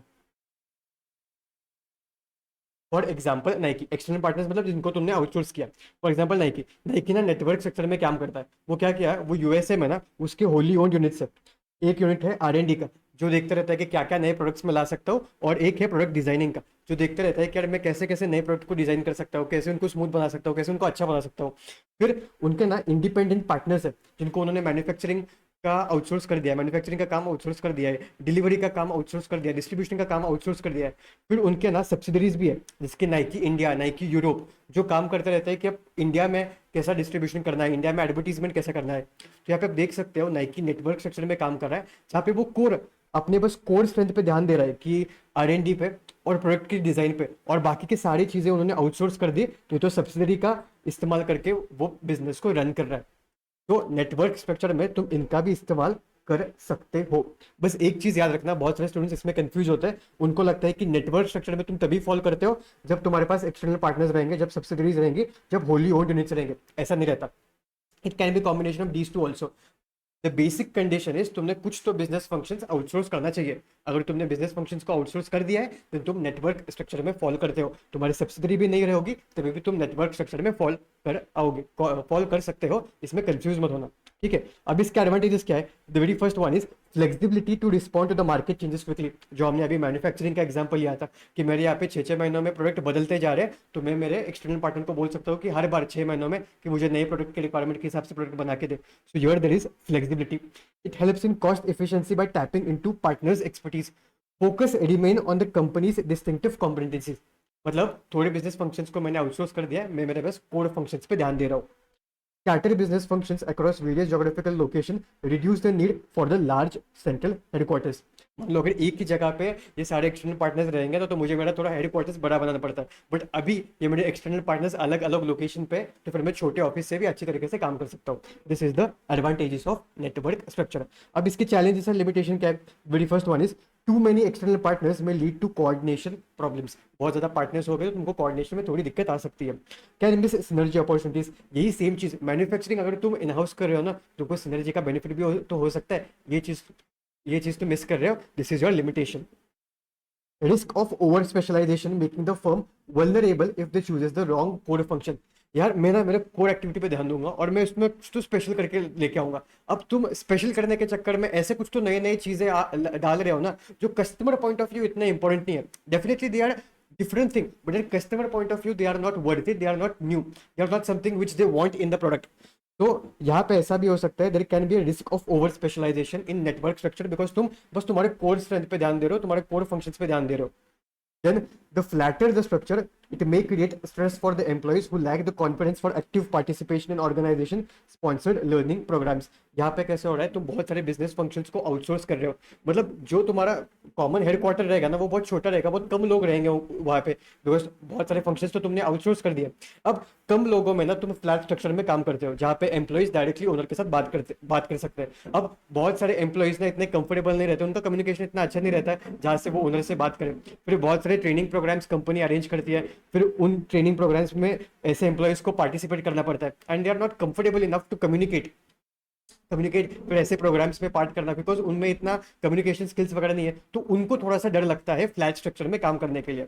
तो what will be the impact on employees? Employees are expected to be self-motivated and continuous learner. The flat structure and a team-oriented structure increases the need for collaboration and confidence, which may cause stress और disengagement if workers aren't prepared for such autonomy. मतलब flat structure में ना तुम्हें बहुत ज़्यादा coordinate करके communicate करना पड़ता है एक दूसरे के साथ काम करने के लिए, और अगर एम्प्लॉइज को इसकी आदत नहीं है then he can be a little bit demotivated from this flat structure. ठीक है, फिर ये डायग्राम, मस्त डायग्राम तुमको अपने एग्जाम में निकालना है। अभी आते हैं हमारे लास्ट स्ट्रक्चर के ऊपर, which is an hourglass structure. It consist of 3 layers. There is a top level will be of senior management, narrow middle level and broad bottom level. That is your operational staff. मतलब ये ना diagram तो तुमको draw ही करना है। यहाँ पे कैसा होता है, तुम्हारे टॉप मैनेजमेंट पे बहुत ज्यादा लोग हैं, ऑपरेशनल लेवल यानी बॉटम लेवल पे बहुत ज्यादा लोग हैं, बट मिडिल लेवल पे ना थोड़े से ही लोग हैं। ऐसा क्यों? बिकॉज टॉप लेवल मैनेजमेंट ने सोचा कि यार मिडिल मैनेजमेंट का काम करता है कि मैं जो चीज़ें बोल रहा हूँ वो ऑपरेशनल मैनेजमेंट को बोलना, मैं जो चीज़ें बोल रहा हूँ वो इनके साथ इनके थ्रू काम करवा के लेना, मैं जो चीज़ें बोल रहा हूँ वो इनके थ्रू काम करवा के लेने के बाद कोऑर्डिनेट करना कि सब सही से काम करना है, काम कर रहे हैं कि नहीं। अब इतना ही काम है अगर मिडिल लेवल मैनेजर्स का, तो क्यों ना मैं इसमें टेक्नोलॉजीज लेके आऊँ और मैं टेक्नोलॉजीज के थ्रू इन सारे ऑपरेशनल मैनेजर्स पे ध्यान दूँ कि कौन कितना काम कर रहा है, कौन कैसे काम कर रहा है। अगर मैं टेक्नोलॉजीज का इस्तेमाल कर रहा हूँ तो डेफिनेटली मुझे इतने मिडिल लेवल मैनेजर्स नहीं लगेंगे। तो फिर आर क्लास स्ट्रक्चर में क्या होता है कि पहले तुम्हारे पास ना 10 लोग थे, फॉर एज्यूम कर लो कि तुम्हारे पास 10 मिडिल लेवल मैनेजर्स थे, बट अभी तुम टेक्नोलॉजी का इस्तेमाल करके तुम ये सारे लोगों पे ध्यान रख रहे हो, ये सारे लोगों के साथ कोऑर्डिनेट कर रहे हो, जो भी तुमको इन्फॉर्मेशन पास ऑन करनी है वो टेक्नोलॉजी के थ्रू इनको पास ऑन कर रहे हो। तो your there is no need for 10 middle level managers. इनको कम करके तुम 3 भी रख सकते हो और टेक्नोलॉजी के थ्रू ये सारी चीज़ों को मैनेज कर सकते हो। So the middle layer is structure in are glass shape, मतलब इस स्ट्रक्चर में। Why? Because of role of technology. Information technology has replaces many tasks which was traditionally done by middle level management. It helps in directly linking top and bottom layers, reducing the need for intermediaries. Now, middle management characteristics कैसे रहते हैं? Here there will be a fewer management. There will be fewer middle management. पहले 10 थे, अब बस 3 ही है, और तुम्हारे बिजनेस में फंक्शंस बहुत ज्यादा रहेंगे। अब डेफिनेटली 3 मिडिल लेवल मैनेजर्स को सारे फंक्शंस पे ध्यान देना पड़ेगा। So definitely they can't be specialised in one function, they will be generalised. मतलब वो सारे फंक्शंस पे काम करते रहेंगे, वो एक फंक्शन के स्पेशलाइज्ड इंसान नहीं रहेंगे। तो middle management characteristics are there are very few middle managers who are generalist. मतलब ये ना एक ही मिडिल लेवल मैनेजर सारे फंक्शंस पे ध्यान दे रहा होगा, they will not be a specialist. They can handle cross functional issues, जिसकी मार्केटिंग के क्वेरीज भी वही देख रहे हैं, फाइनेंस के भी वही देख रहे हैं, ऑपरेशंस के भी वही देख रहे हैं। इसका बेनिफिट क्या है? कंपनी का कॉस्ट बच जाता है, क्योंकि कम ही मिडिल लेवल मैनेजर्स है, मिडिल लेवल मैनेजर्स को सैलरी भी अच्छी देनी पड़ती है, अगर यही कम है तो कंपनी का कॉस्ट बच जाता है। फास्टर डिसीजन मेकिंग, लोग कम रहे ना तो डिसीजन मेकिंग क्विक होता है, और अगर तुम्हारा डिसीजन मेकिंग क्विक हो रहा है then it improve your responsiveness. इसका लिमिटेशन क्या है? देखो, अगर ऑपरेशनल लेवल पे ना मान लो कि 20 लोग हैं और मिडिल लेवल पे बस 3 लोग ही काम कर रहे हैं, तो ये ऑपरेशनल लेवल को भी समझता है कि भाई मैं कितना भी मेहनत करूं, मिडिल लेवल पे तो बस 3 ही जगह है, तो यार हम सब मेहनत भी करेंगे तो प्रमोशन तो बस 3 ही लोगों का हो सकता है ना उस पोजीशन के लिए, बाकियों का तो होगा नहीं, तो वो थोड़े से डीमोटिवेट हो जाता है।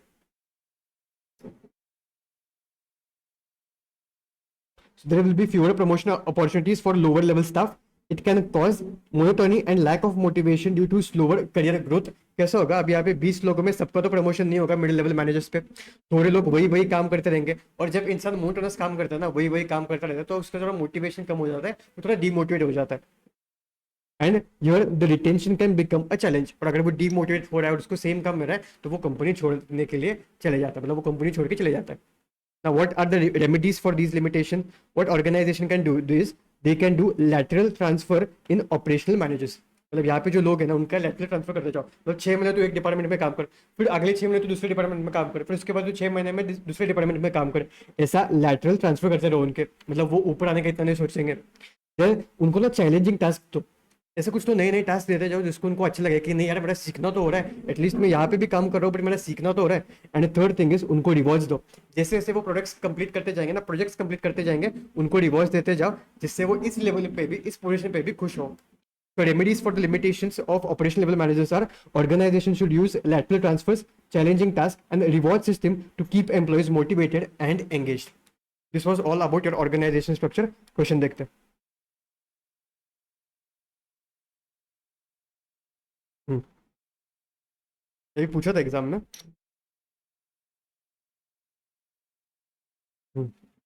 MTS Limited is one of the mobile telephone service providers in India. It has its own mobile network, towers, and distribution channels. Okay, it operates through a team of network operation technicians, marketing, sales, and after-sales services. Currently, all team members are on its roll. Company knows that the market is densely competitive. The environment is quite unstable and likely to remain so. Customer tastes and preferences changing very fast. There is a strong need for innovation and quick response. While eliminating in-house business functions, companies considering to outsource major activities.